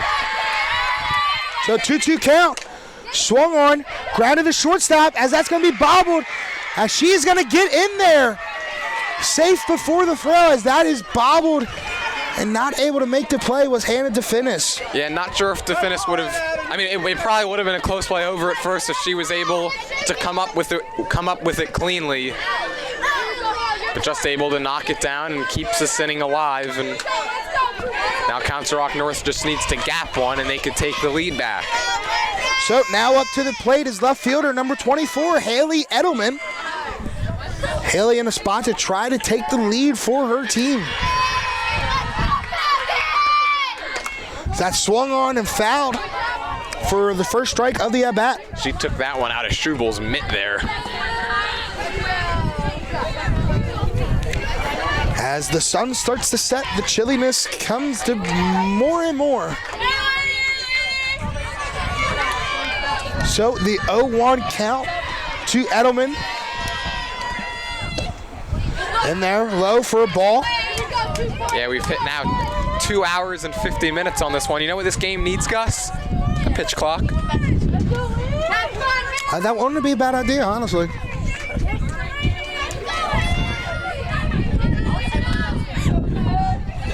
So the 1-1 count, 2 outs, runner on first. The payoff pitch from Fryban. In there for strike 2. Pulls the string on that changeup. So 1-2 count, 2 outs, runner on first.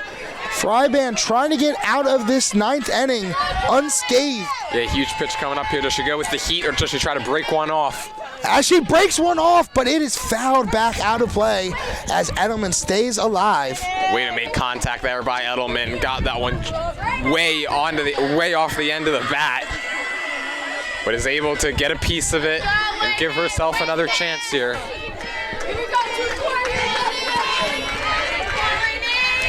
The payoff pitch from Fryban swung on, grounded right back to her as she takes the easy out. As Fryban able to get out of that inning. No runs, no hits. After that E6, we go to the bottom of the 9th.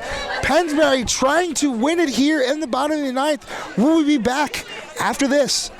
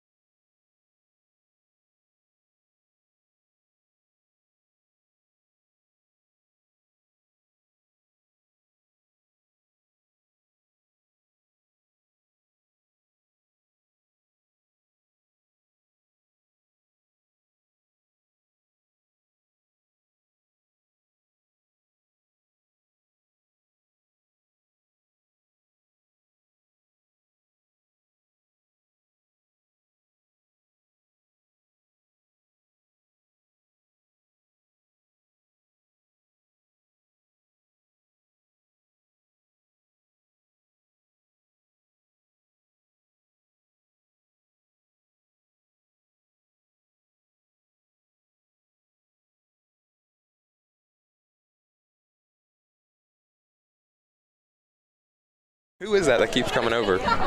No idea. All right, back here at the bottom of the ninth, as we have 7, 8, 9. Hopefully, Pennsbury can get something going here. Yeah, bottom of the order has provided a spark for them. This is kind of where a lot of the RBIs have been concentrated. But yeah, leading off here for this Pennsbury team here in the bottom of the ninth. Shortstop number 3, Hannah DeFinis. Hannah, her last time at bat, was able to get on base with a single, but that was her only time on the base path. No, excuse me, no, she has 2 singles. Read my book wrong. As that first pitch is in there for ball number 1. That book's got to be pretty crowded over there. It is a little crowded. There's a lot of markings over here. A lot of runs scored, a lot of innings, a lot of doodles. But 1-0 count. DeFinis takes that second pitch high for ball 2. And if Pennsbury can get a lead-off man here to start the inning, they are in prime position to walk this thing off. Yeah, big pitch coming up here. You don't want to fall behind 3-0. We've talked about the leadoff walks and how they've come back to haunt both teams today. As that swung on to the shortstop, as that is a bang play by the shortstop for Council Rock, as that's the first out of these innings. Yeah, DeFinis hit that one hard, but unfortunately for her, right at Taylor, gear hard at short, fundamentally sound over there, and is able to whip it over to first to pick up out number 1 here in the ninth.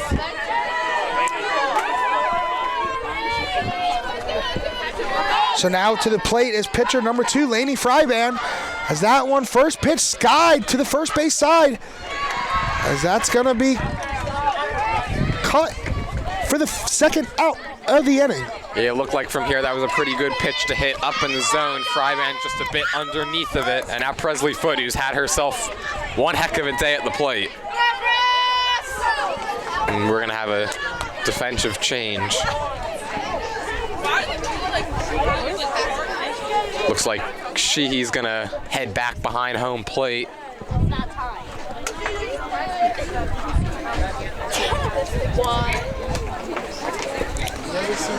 Now, I'm not sure why they keep switching the catcher in and out and changing it, but then again, I'm not the coach. Yeah, I don't know. I mean, it's not like, I don't think you're really gaining any advantage between who's your catcher and who's your first baseman. Especially because last time they'd done this, it was with the speedy Ava Storlazzi at the plate, and they had put Sheehy at first base, and now you've got more speed coming up here with Presley Foote, and they put Sheehy behind the plate.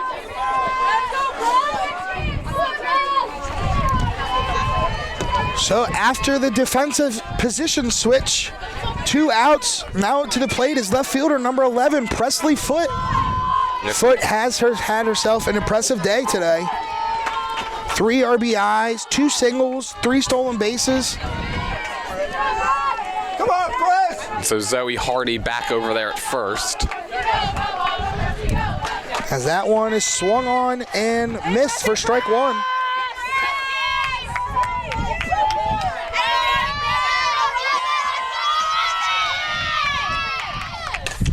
As that is smoked right to the shortstop and caught. As that was beautifully hard hit, but an even better play. As Pennsbury goes down 1-2-3, as we are going to the top of the 10th here at Pennsbury High School. Stick around.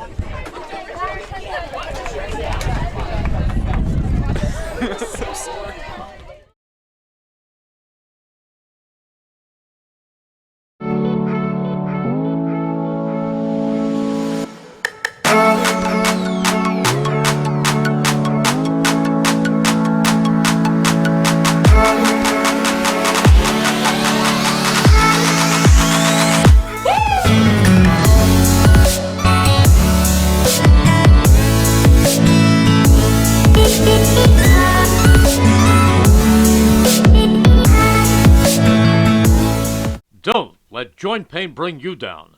See how you can get relief at a free joint pain seminar at St. Mary Orthopedics. Joint care experts will inform and answer questions about diagnosing, managing, and treating joint problems and knowing when it's time for a joint replacement. Ready to get back to life? Get to the next free joint pain seminar. Details at stmaryhealthcare.org/joint seminar. It's your health. Expect more.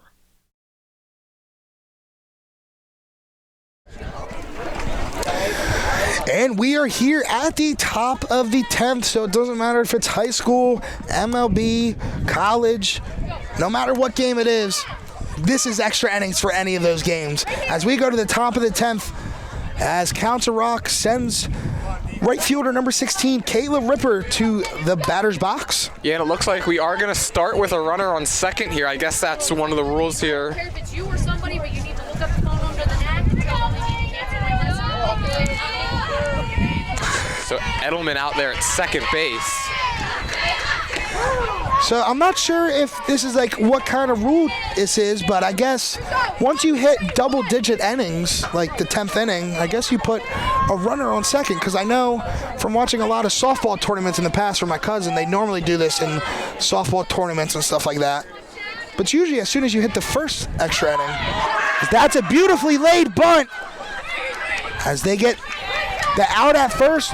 But Council Rock doing exactly what they wanted and advancing the runner over.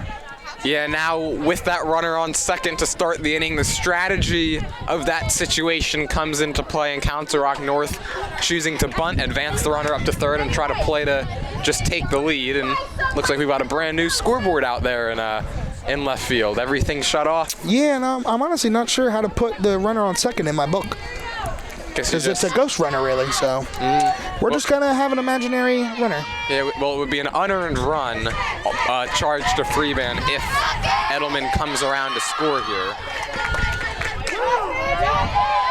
As that first pitch is in there for a strike to number 2, Olivia Schlinwine. Gus, we've hit 3 hours. We've hit 3 hours, Jordan. We have hit 3. And it's been a fun-filled 3 hours, though. So, yeah, a lot of action.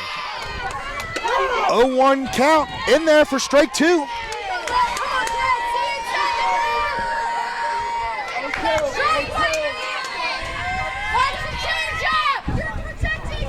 Big spot here. 2 strikes, runner on third, 1 out, extra innings. Top so of the order. Fryban, sorry, Jordan, 0-2 count, 1 out. Just a bit high.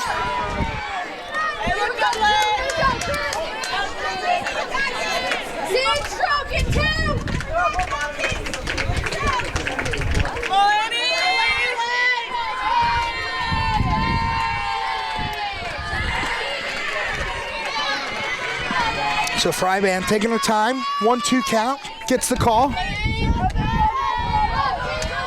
Looked at, but just missed.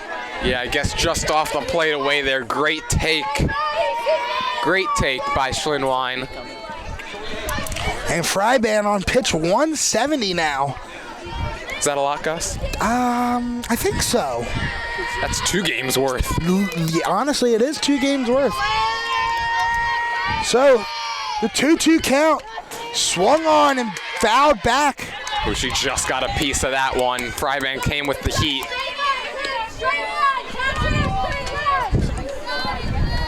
As this is Schlinwine's 6th bat of the game. That's a lot of at-bats. That is a lot of at-bats, a lot of pitches, a lot of runs. So the 2-2 pitch. Just low. Yeah. As that has, I think, been called a strike a lot earlier in the game. Yeah, but a great play back there behind the plate by Schubel. Obviously, there have been quite a bit of wild pitches and pass balls today, and a great job by her behind the plate there, because pass ball or wild pitch here, and it's 9-8. So the full count pitch in there, looking strike 3. And a big second out of this inning. Yeah, big second out, big time pitch by Freeman. Was able to get one at the bottom part of the zone. Throws a fastball up there. and send Schlinwein back to the dugout, and now a chance to get out of this inning without allowing a run. Again, Pennsbury would get that runner on second to start the bottom of this inning as well, so they'd be in prime position to win if Freeman's able to work one more out right here. Yeah, just got word from our statistician, Ben Goldstein, that was Laney Freeman's 19th strikeout of the game. And that first pitch in there is ball one to center fielder, number 17, Zoe Hornstein, excuse me. That ball's low as the runner scores on the pass ball. Well, we talked about it. I mean, these pass balls and wild pitches have been killers for both teams in this one. And Council Rock North Pennsbury delivers one. Council Rock North gets one when they needed it most. And now, instead of Pennsbury getting back up to the plate in a tie game, they're going to have to score that runner from second now. It's 9-8.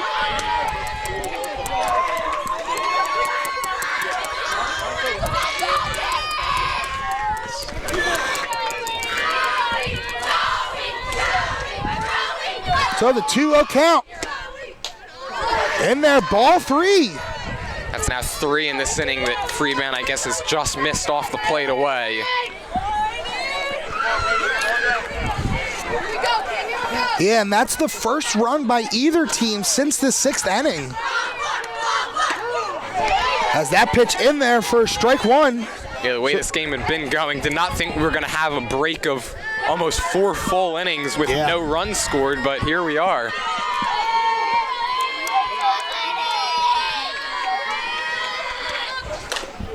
As that ball hit right back to Laney, as she's able to make the easy play. So Council Rock able to do some damage, but Pennsbury coming back to try to tie this thing up and take the win here in Pennsbury High School. We'll be right back after this.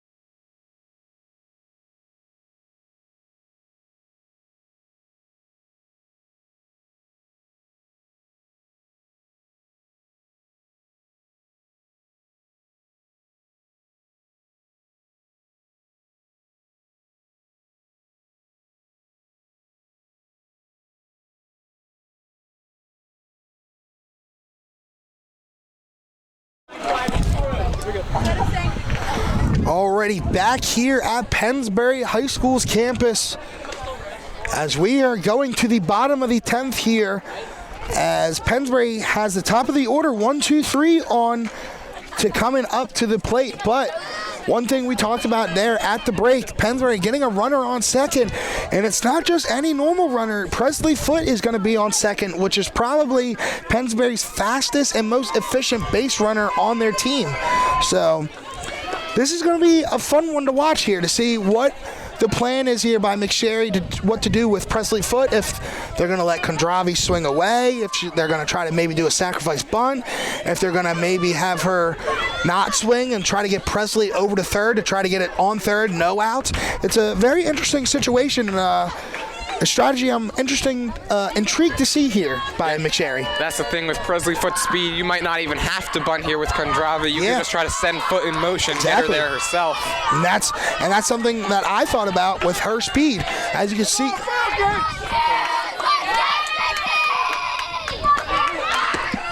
as Kondravi squares the bunt, Presley swipes the bag as she's able to get in there with another stolen base for Presley Foote. Well, there you go, and that's big there. Gamble that McSherry took, it pays off, and now you don't have to give up the out here because you don't need a sacrifice bunt. You can let Kondravi swing away, try to tie this game. So that is Presley's Foot, 4th stolen base of the game. She just really puts on those burners. So that pitch fouled off, hits her right in the face. I was gonna say, did she foul that one off her, I guess, like protector there? Yeah, off her little face mask. So that is fouled off for the 2nd strike of the at bat. So this count runs 0-2.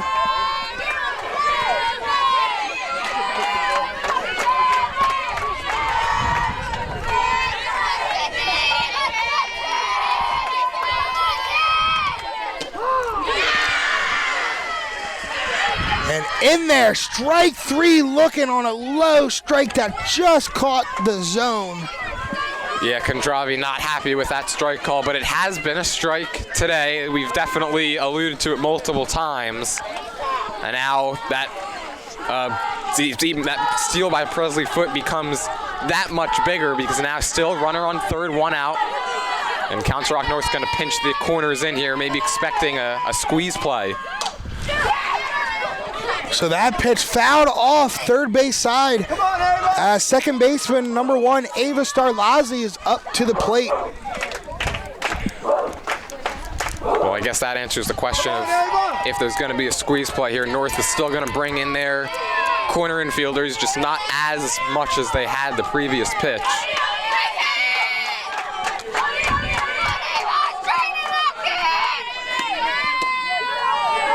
In there, low for ball 1.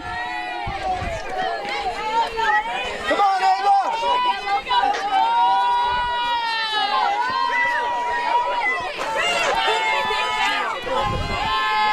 As the dark clouds start rolling in here at Pennsbury.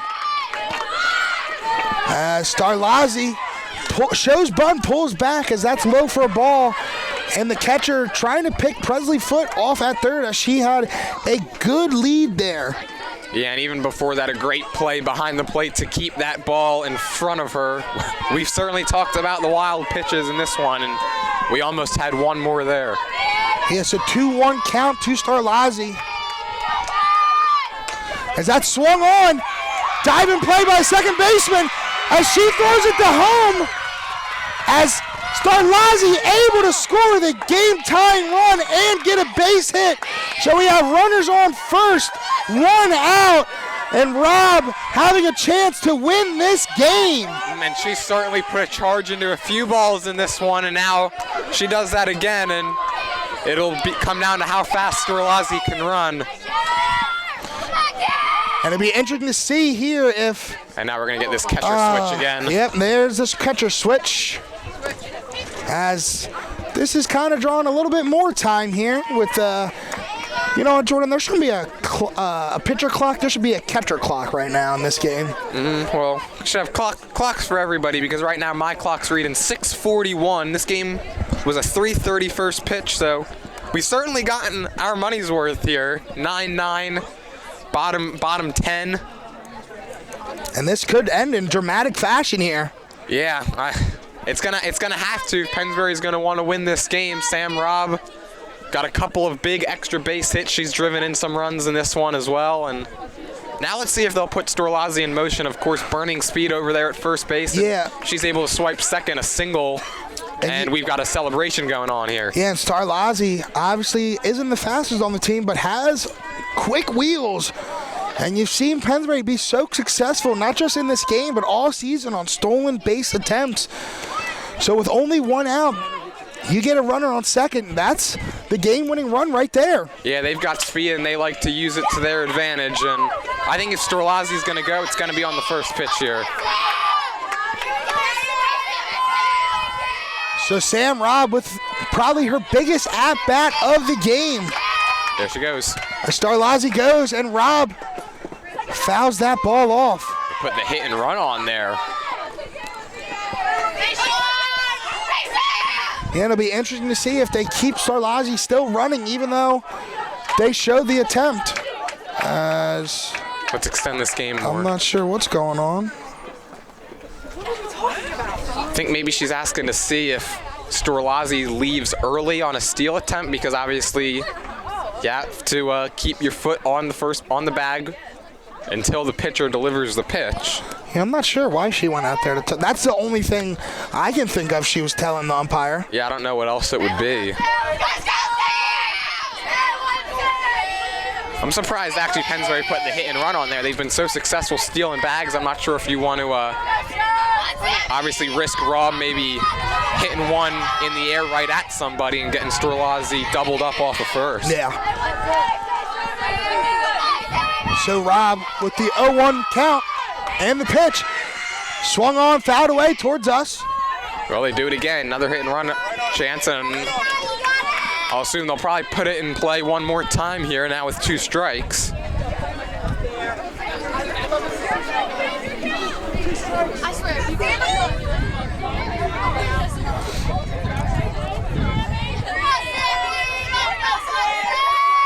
Some of the players in Council Rock North's dugout just trying to stay warm over there as the sun begins to set. Yeah, the chilliness is coming. But the 0-2 count, swung on, high pitch by Rob. As that is skied to the second baseman.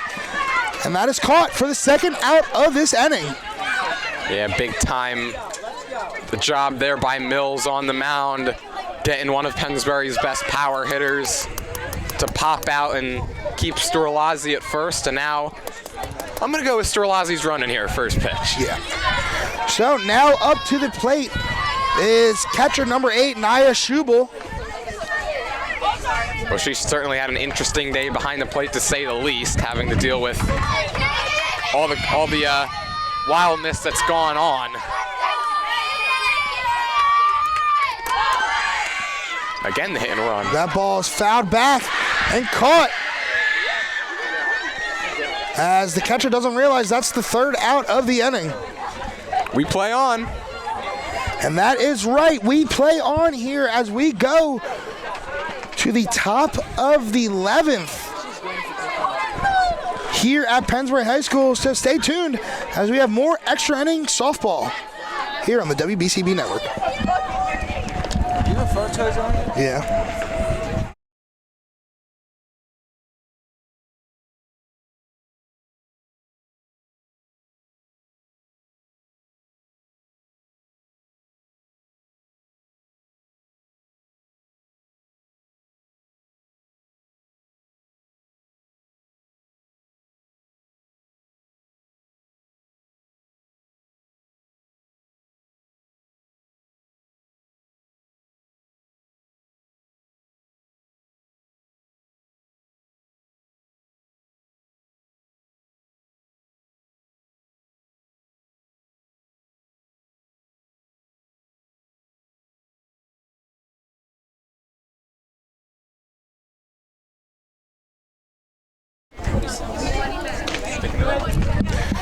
And we're back here to the top of the 11th as this one moves on.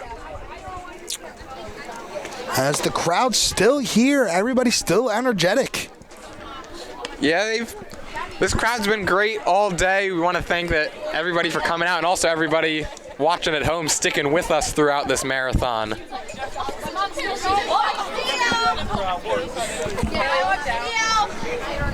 Alrighty, so now up to the plate for Council Rock North.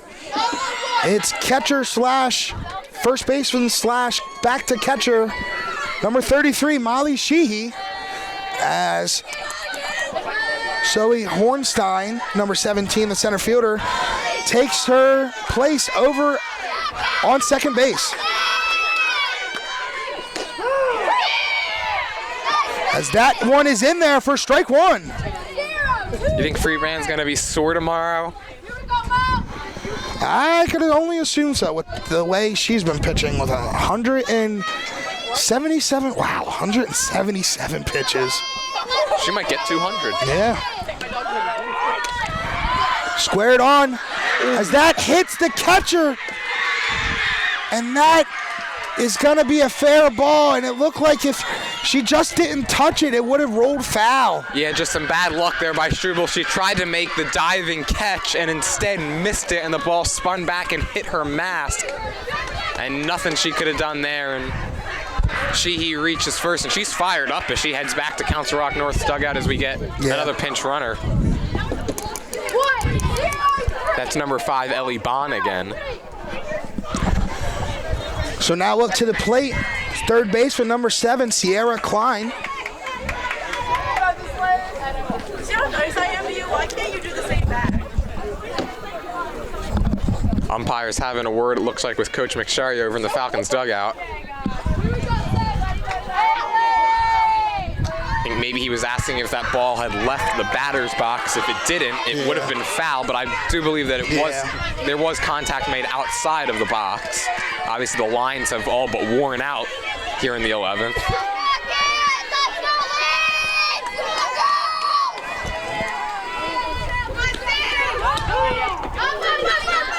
Oh, no one's covering second.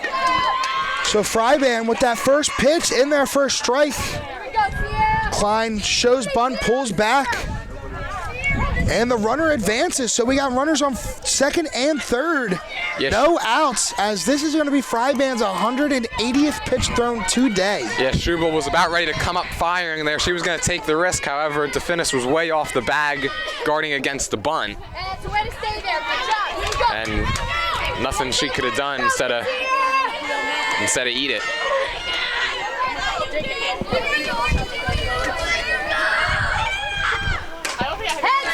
That pitch fouled back. Good rip.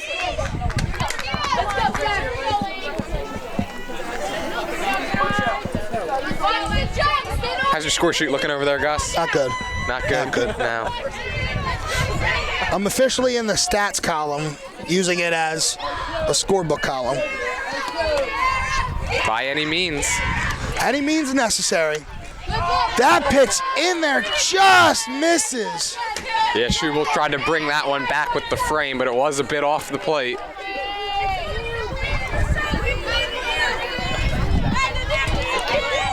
See if she goes back to that breaking pitch. 19 strikeouts going for number 20. Swung on and missed. Big strikeout there by Lainey Fryban. Her 20th strikeout of the game. Yeah, challenged her with the heat. Power on power right there, and Fryban wins that one. And now a big out, like you said, second and third, one out, and now you have the luxury here of maybe being careful with Zoe Hardy, where a walk would set up the double play. Yeah, so now to the plate, DP number 6, Zoe Hardy. She's moved around too, all around the diamond. Mm-hmm. She's done 89 strokes.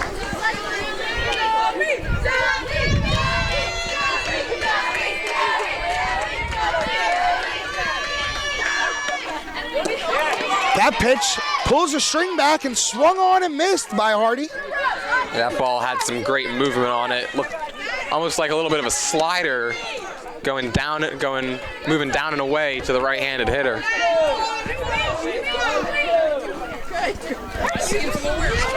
The 0-2 pitch swung on, fouled away as Hardy stays alive.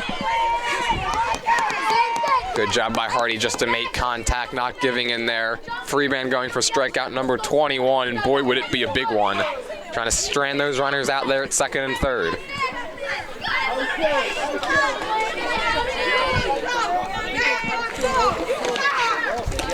That pitch swung on and struck her out, but the ball gets away by Schubel as another run scores.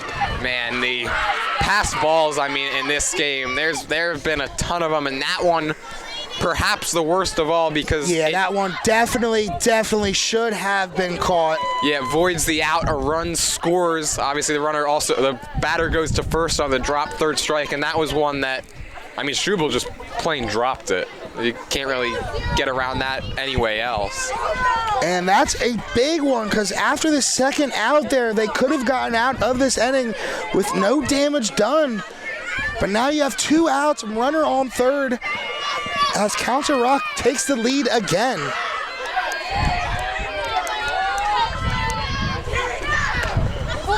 Oh, what a play. But makes up for it with that beautiful play right there.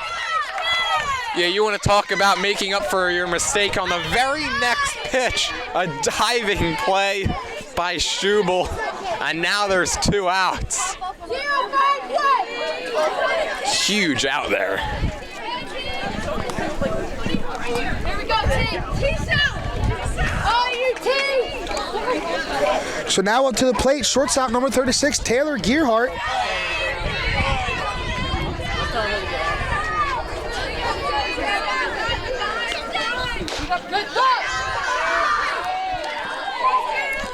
She's still firing those pitches in there. You can hear the pop of the mitt there.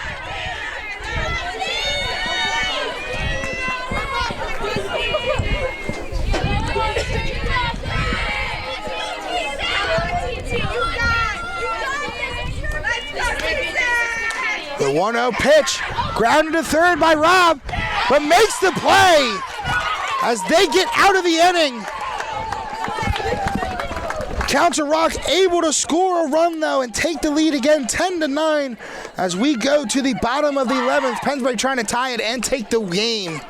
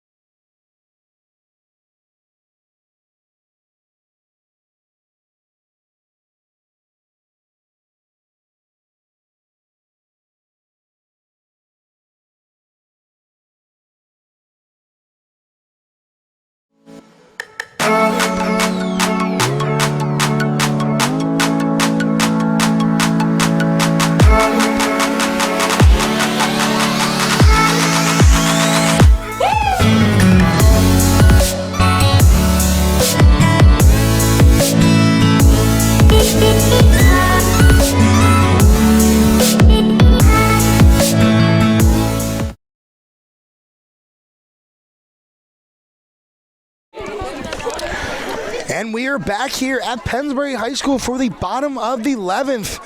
And it has been a fun-filled day, Jordan, for this game between us. A lot of action, a lot of strikeouts, a lot of hits. We've even had a couple dingers, our Di Lorenzo's dingers.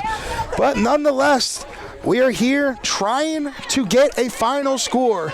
So, Naya Schubel takes her spot on second. And now up to the plate is center fielder number 4, Taylor Askey.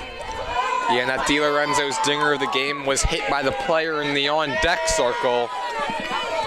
So Askey going to do everything she can probably to get Ivanchik up with either 2 runners on or a runner on third, or who knows, maybe even a tie game. I'll tell you what, though, Lucy Mills has done a great job on the mound quieting this Pennsbury offense. As that first pitch shows bunt, but takes it back for ball number 1.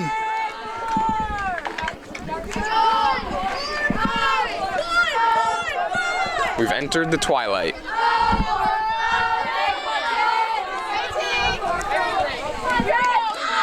Starlazzi squares the bunt, as that's a good one. Gets the out at first is Council Rock, but advances the runner as Schubel makes it to third. Yeah, and that's going to bring Ivanchik up. Tying run, I guess less than 90 feet, not quite 90. But runner on third now, 1 out. Of course, Ivanchik has pop. She showed it earlier in this game, but right now her job is to just put one in play and get this runner home and tie this baby up. Yeah, so up to the plate, like you said, first baseman, number 10, Anna Ivanchik. As that's swung on down the first base line, as that's going to stay fair. And that one is going to score, as that is a big RBI single by Anna Ivanchik. Yeah. As this game is tied again. Ivanchik comes out and ambushes Mills. First pitch swinging, is able to sneak it inside that first base bag. Ties us up at 10 apiece. And now the winning run's on first with just one out, and it's going to be handed to finish with a chance for the Falcons to send us home. That is Evanchik's 6th at-bat and her 5th time getting on base. So now up to the plate, shortstop number 3, Hannah DeFinis. Yeah, and Evanchik, of course, doesn't have a whole lot of speed over there at first, but you wonder if they'll put her in motion here and play for the win.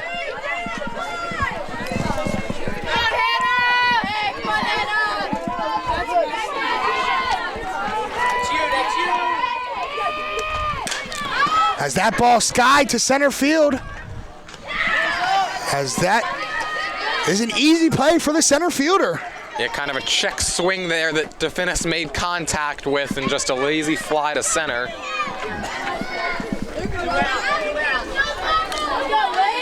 What is this, Freeband's like 30th at bat? I feel like she's been up every inning. This is her 6th at bat.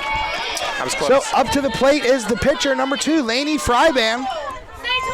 Freiband trying to help herself out and clinch herself a win as that pitch is in there for strike 1.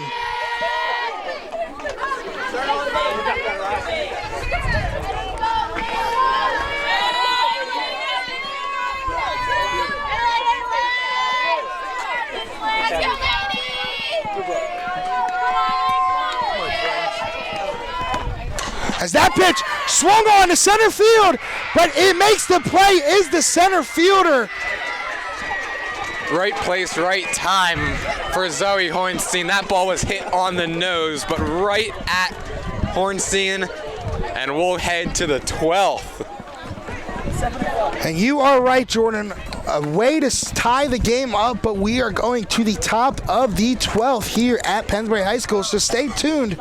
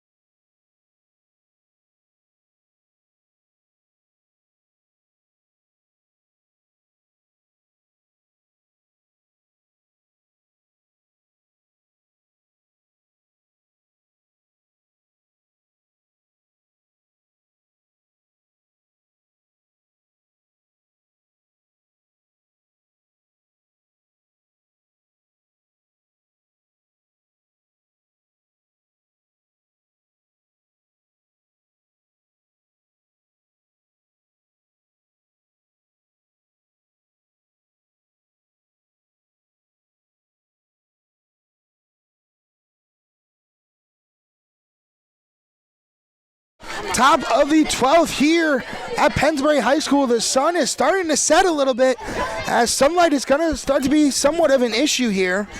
But nonetheless, Gearhart's on second. Haley Edelman is up to the plate, and this is going to be Lainey Freiband's 190th pitch this game. It's honestly unbelievable to think of, as that is in there for ball number 1.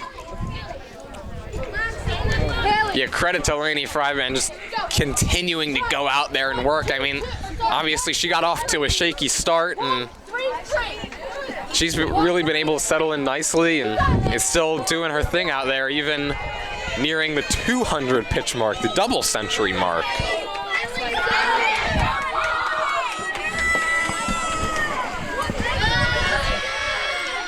So the 1-0 pitch shows bunt but pulls back is Edelman, as that's in there for strike 1. So the count runs 1-1. See it all the way into the barrel. All the way into the barrel.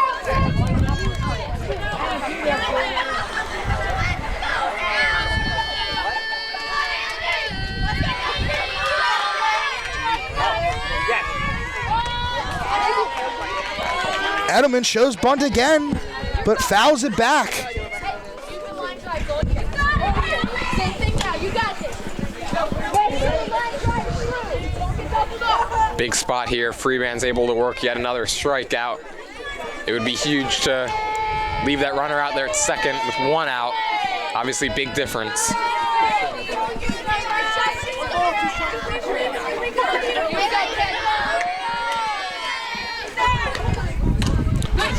1-2 pitch, fouled off as Edelman stays alive. Nobody better. Have fun. Let's go.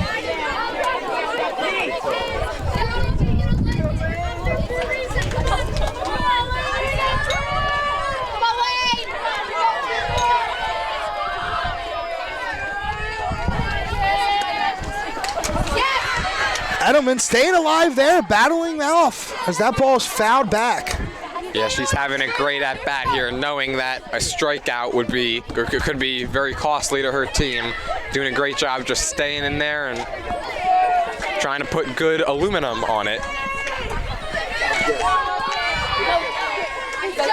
So Edelman calls time. Yeah, maybe a little mind games being played here with the timeout and the step out. Trying to rattle Freeman a little bit. Just made contact with that. Just, you are right, Jordan. Just barely able to make contact there and stay alive. As that was Fryvan's 195th pitch, which is, yeah, the third base coach just heard us say that and said, what? We're getting close to 200. As that ball's fouled off, as we are getting close to 200 pitches here tonight, which it's honestly mind-blowing to think about that. That is crazy to think of. Yeah, I didn't have a 200 pitch outing on the bingo card today. 200 pitches. Well, I'll tell you what, if Fryman's able to get out of this with a win, she may be looking at a player of the game with the way she's pitched. As that swung on and missed there for another strikeout. Her 22nd strikeout of the game. Yeah, she might have to be player of the game just because I'd like Ben to ask her and get her thoughts on all the how she's worked in this game now. 20-something strikeouts, like what you said, 22 strikeouts and almost 200 pitches.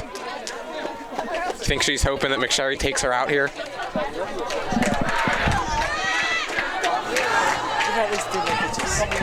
I'm not sure what the plan is here. I don't know if they're just talking some game strategy over or if it's a pitching change, but honestly, if you didn't take her out after like 130 pitches, you just let her go now. Yeah, at this point, I don't know if there's a difference between 200, 250, 300.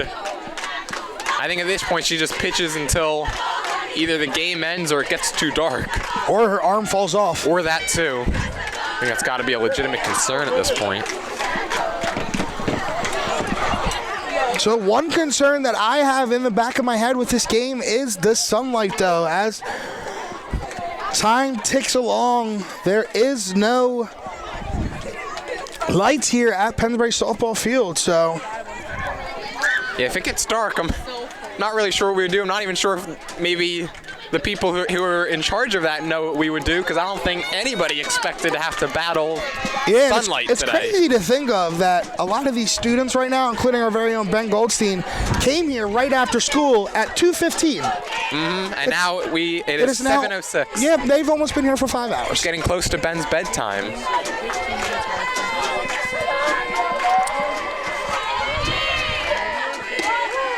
So as that pitch scored a strike to number 16 right fielder Kayla Ripper.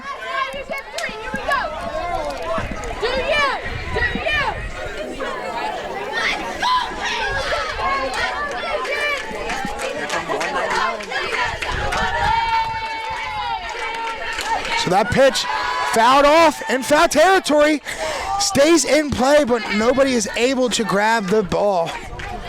That was put right into no man's land. Yeah, it just falls in that Bermuda Triangle between left field, third base, and shortstop. Unfortunately, foul for Pennsbury. So the 0-2 count, 1 out, and this is going to be Lainey Fryban's 200th pitch in this game. That's just... I think that's a first for every single person that's here. I would have to believe. As that's in there! Strike 3, got her looking! So pitch number 200 is strikeout number 23. Well, I mean, she's putting on a clinic in terms of stamina for sure. 200 pitches, 23 strikeouts. I can't wait till Pennsbury posts the final box score on their God. Twitter, and everybody goes in the comments, what? Got it, Lane. So now up to the bat is number 2, Olivia Schlinwine, as that first pitch is in there, first strike to her. Pitch number 201 honestly looks just as crisp as she did in the first. She's still pumping gas in there. 201 pitches, and out of those, 97 of them have been strikes. So almost 100 strikes thrown alone. Yeah, that 97 strikes definitely is not a great ratio, because part of the reason she has thrown over 200 pitches is all the walks, but she's still battling out there. Give her credit. That ball fouled away. Well, she was able to corral herself, had 7 walks early in this game, and is able to relax herself and really put the game changer on. Yeah, I don't know if she's even had a walk since then. I mean, she's really settled down her command nicely. Yeah, she hasn't had a walk since the 6th inning. That's a great job of refining it when your team needs it most. And before that, that was her first walk since the 4th inning. So the 0-2 pitch, swung on, foul ball. You played a 4th inning?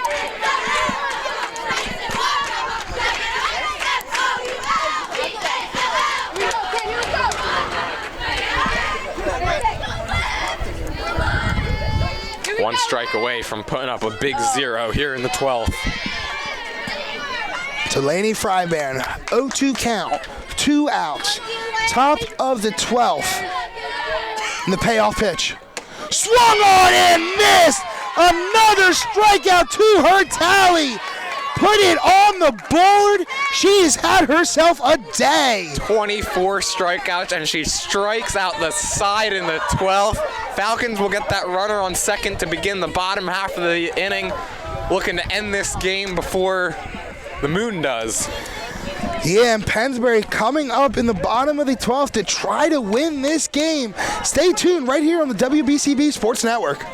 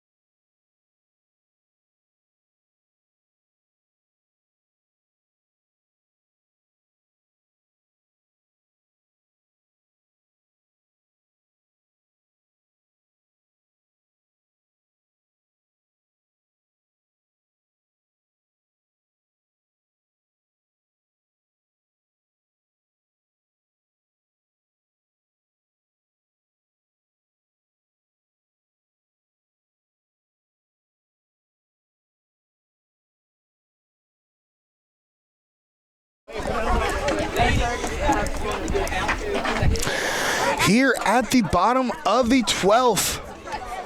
And Lainey Fryban is going to be the runner on second since she's got the last out. But I think what's going on, since she is a pitcher and or a catcher, she has to run to second, wait for the play to be called, and then they can have a pinch runner since she's a pitcher. Yep, here we go. So Fryban's going on second, getting subbed out. So Klump is going to be the pinch runner for Fryban on second with Presley Foote up to the plate.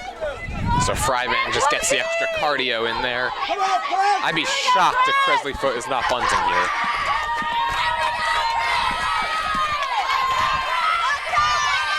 So Presley Foote, in probably the biggest situation of the game, squares the bunt, gets it down. Council Rock able to get the out at first, but doing exactly what they needed to advance the runner over. And 1 out, they have a runner on third.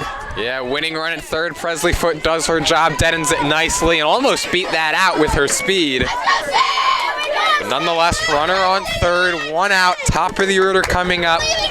Falcons looking to win it in the 12th and stay perfect in 2023. Alrighty, so now to the top of the lineup, now up to the bat is number 22, Sid Kondravi.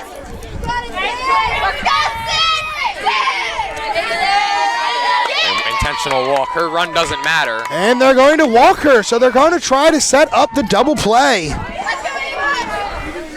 I wouldn't be surprised now here if they walk Storlazzi too, considering the fact she's a lefty. And I mean, you just walked a right-handed bat, and that's exactly what they're going to do. Going to put the force in at any base in order as well. So they're going to walk the next batter too. So we have loaded bases, one out, bases loaded, and Sam Robb is coming up to the plate to possibly win this game. Yeah, the strategy here by CR North is we're going to face maybe a more imposing bat, but we're going to put the double play in order, and we're also going to set up the force at any base. And now we're going to get a timeout called to extend this game. So little time here as the infield talks. McSherry talks to his base runners. And the intensity is high. Pennsbury looking to try to complete this game here with probably one of, if not probably the craziest game of the year for us. Yeah, and not just for us. I think in the entire Suburban 1 League, This has to be the game of the year. 10-10, bottom 12, and Sam Robb looking to be the hero. Yeah, honestly, this could be the best game in all of Bucks County right now. Oh, yeah. Probably the only game still going on, that's for sure. So Robb up to the plate, bases loaded, one out, trying to be the hero. If you can't tell, this crowd is energetic and juiced. First pitch, low to her, ball one. Great pick behind home plate. Jordan, it's so loud, I can't even hear you, bud. Yeah, I was just saying it was a great pick behind home plate, but yeah, this crowd has kept the energy going even as we approach 4 hours. As that pitch is high, ball two. And one thing, if you're Robb, you got to put it in the back of your head.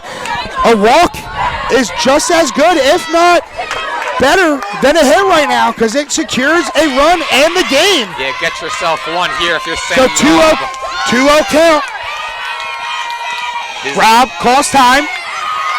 Huge pitch here. Mills obviously does not want to go 3-0, and she's put herself in a situation where she's got to challenge one of the best power hitters in this lineup. So Robb, 2-0 count. In there, strike one. Kind of surprised that Robb took that one. That was a good one to hit, and 2-0. She had to have been looking for one that she could put a good swing on.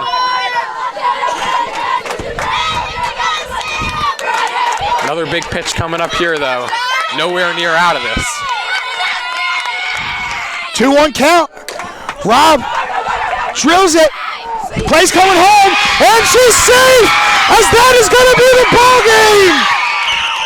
Boy, that was a close play at home, but a great job by Sam Robb. And wait, now what do we have? As it looks like there might be a little confusion here of what. They call her safe, that's the game. But nonetheless, Sam Robb with the game winner. Yeah, I think Council Rock North's coach had a legitimate argument. It was definitely a close play at home, but the umpire calls him safe, and now we're going to have more discussion, it looks like. Neither team has left the field. Yeah, and it doesn't look like Council Rock is happy with the decision, but nonetheless, what a game today. Wow, extra innings. So many runs, 11-10 is the final score, and wow, that was amazing. Yeah, a very weird way to end what was a great softball game here today. Sam Robb. Well, nonetheless, Pennsbury coming out with a huge win, and we're going to take a quick break and come back with our De Lorenzo's Player of the Game So stay tuned, as Ben Goldstein is going to have that interview right here, so stay tuned. Go Falcons!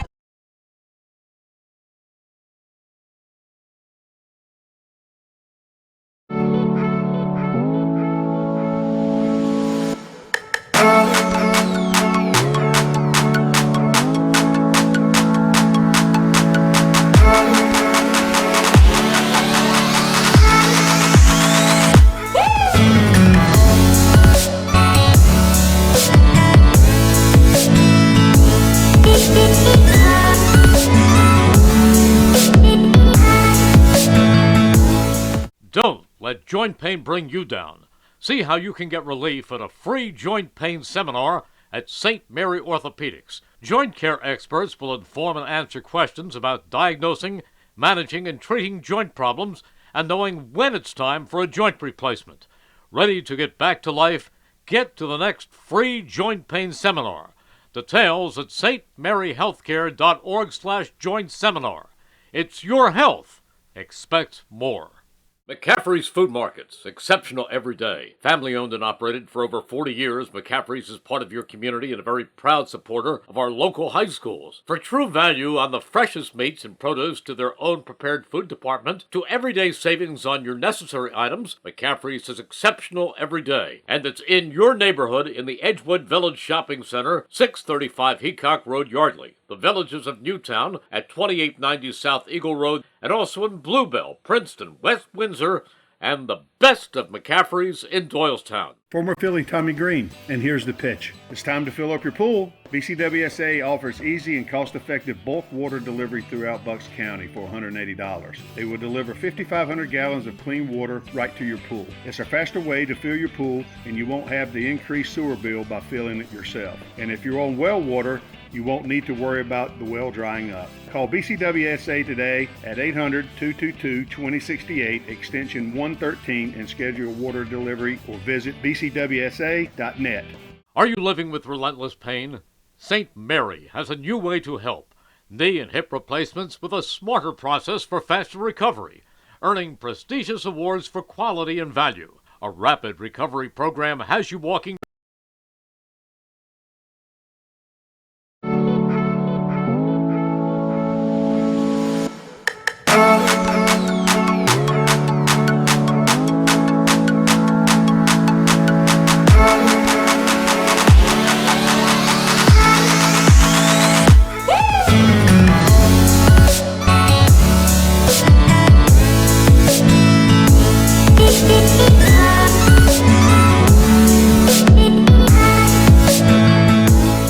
Don't let joint pain bring you down.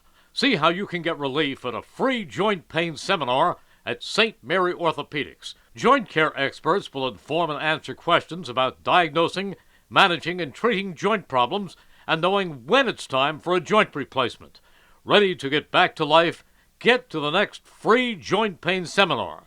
Details at stmaryhealthcare.org/joint seminar. It's your health. Expect more. McCaffrey's Food Markets, exceptional every day. Family owned and operated for over 40 years, McCaffrey's is part of your community and a very proud supporter of our local high schools. For true value on the freshest meats and produce to their own prepared food department, to everyday savings on your necessary items, McCaffrey's is exceptional every day. And it's in your neighborhood in the Edgewood Village Shopping Center, 635 Heacock Road, Yardley. The Villages of Newtown at 2890 South Eagle Road, and also in Bluebell, Princeton, West Windsor, and the best of McCaffrey's in Doylestown. Former Philly Tommy Green, and here's the pitch. It's time to fill up your pool. BCWSA offers easy and cost-effective bulk water delivery throughout Bucks County for $180. They will deliver 5,500 gallons of clean water right to your pool. It's a faster way to fill your pool, and you won't have the increased sewer bill by filling it yourself. And if you're on well water, you won't need to worry about the well drying up. Call BCWSA today at 800-222-2068, extension 113, and schedule water delivery, or visit bcwsa.net. Are you living with relentless pain? St. Mary has a new way to help. Knee and hip replacements with a smarter process for faster recovery, earning prestigious awards for quality and value. A rapid recovery program has you walking just hours after surgery, and breakthrough advances such as custom-fit joints position you for a longer pain-free life. 215-710-5888. St. Mary Orthopedics. It's your health. Expect more. McCaffrey's Food Markets, exceptional every day. Family owned and operated for over 40 years, McCaffrey's is part of your community and a very proud supporter of our local high schools. For true value on the freshest meats and produce to their own prepared food department, to everyday savings on your necessary items, McCaffrey's is exceptional every day. And it's in your neighborhood in the Edgewood Village Shopping Center, 635 Heacock Road, Yardley. The Villages of Newtown at 2890 South Eagle Road, and also in Bluebell, Princeton, West Windsor, and the best of McCaffrey's in Doylestown.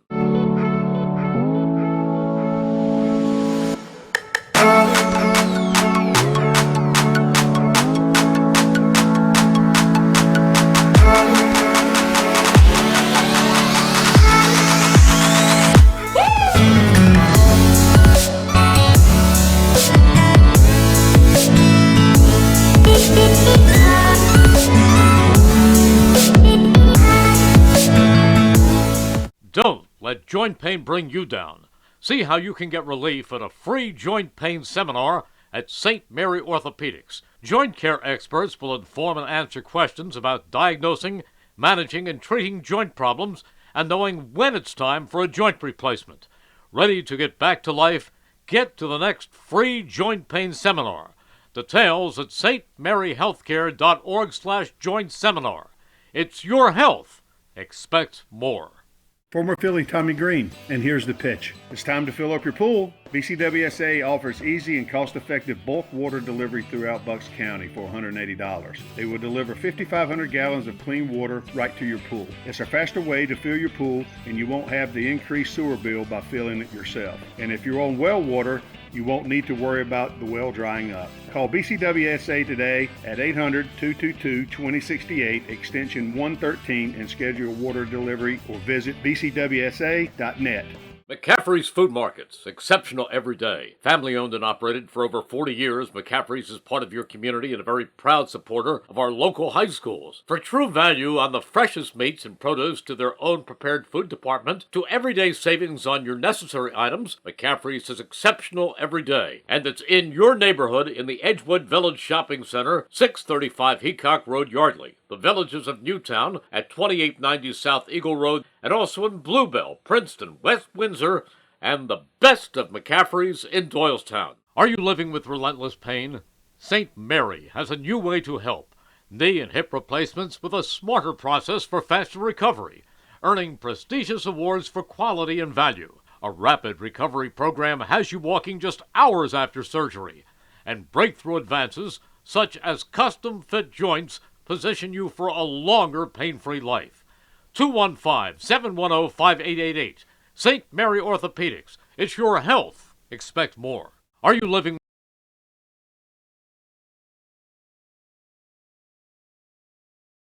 And we are here with Ben Goldstein and our DeLorenzo's player of the game, Laney Fryban. Laney, you had a phenomenal day today. One thing I want to bring up, somebody just mentioned me, you were 2 pitches away from being in the top 10 for most pitches ever thrown in a softball game by a pitcher. Oh my God. 10th was 206 pitches. You threw 204 today. Oh my God, I didn't even know that. How does that arm feel? It's all right now. It'll be sore later, but it's okay. Alrighty, well, Ben, kick it away. All right, I'm here with the DeLorenzo's, the Berg player of the game.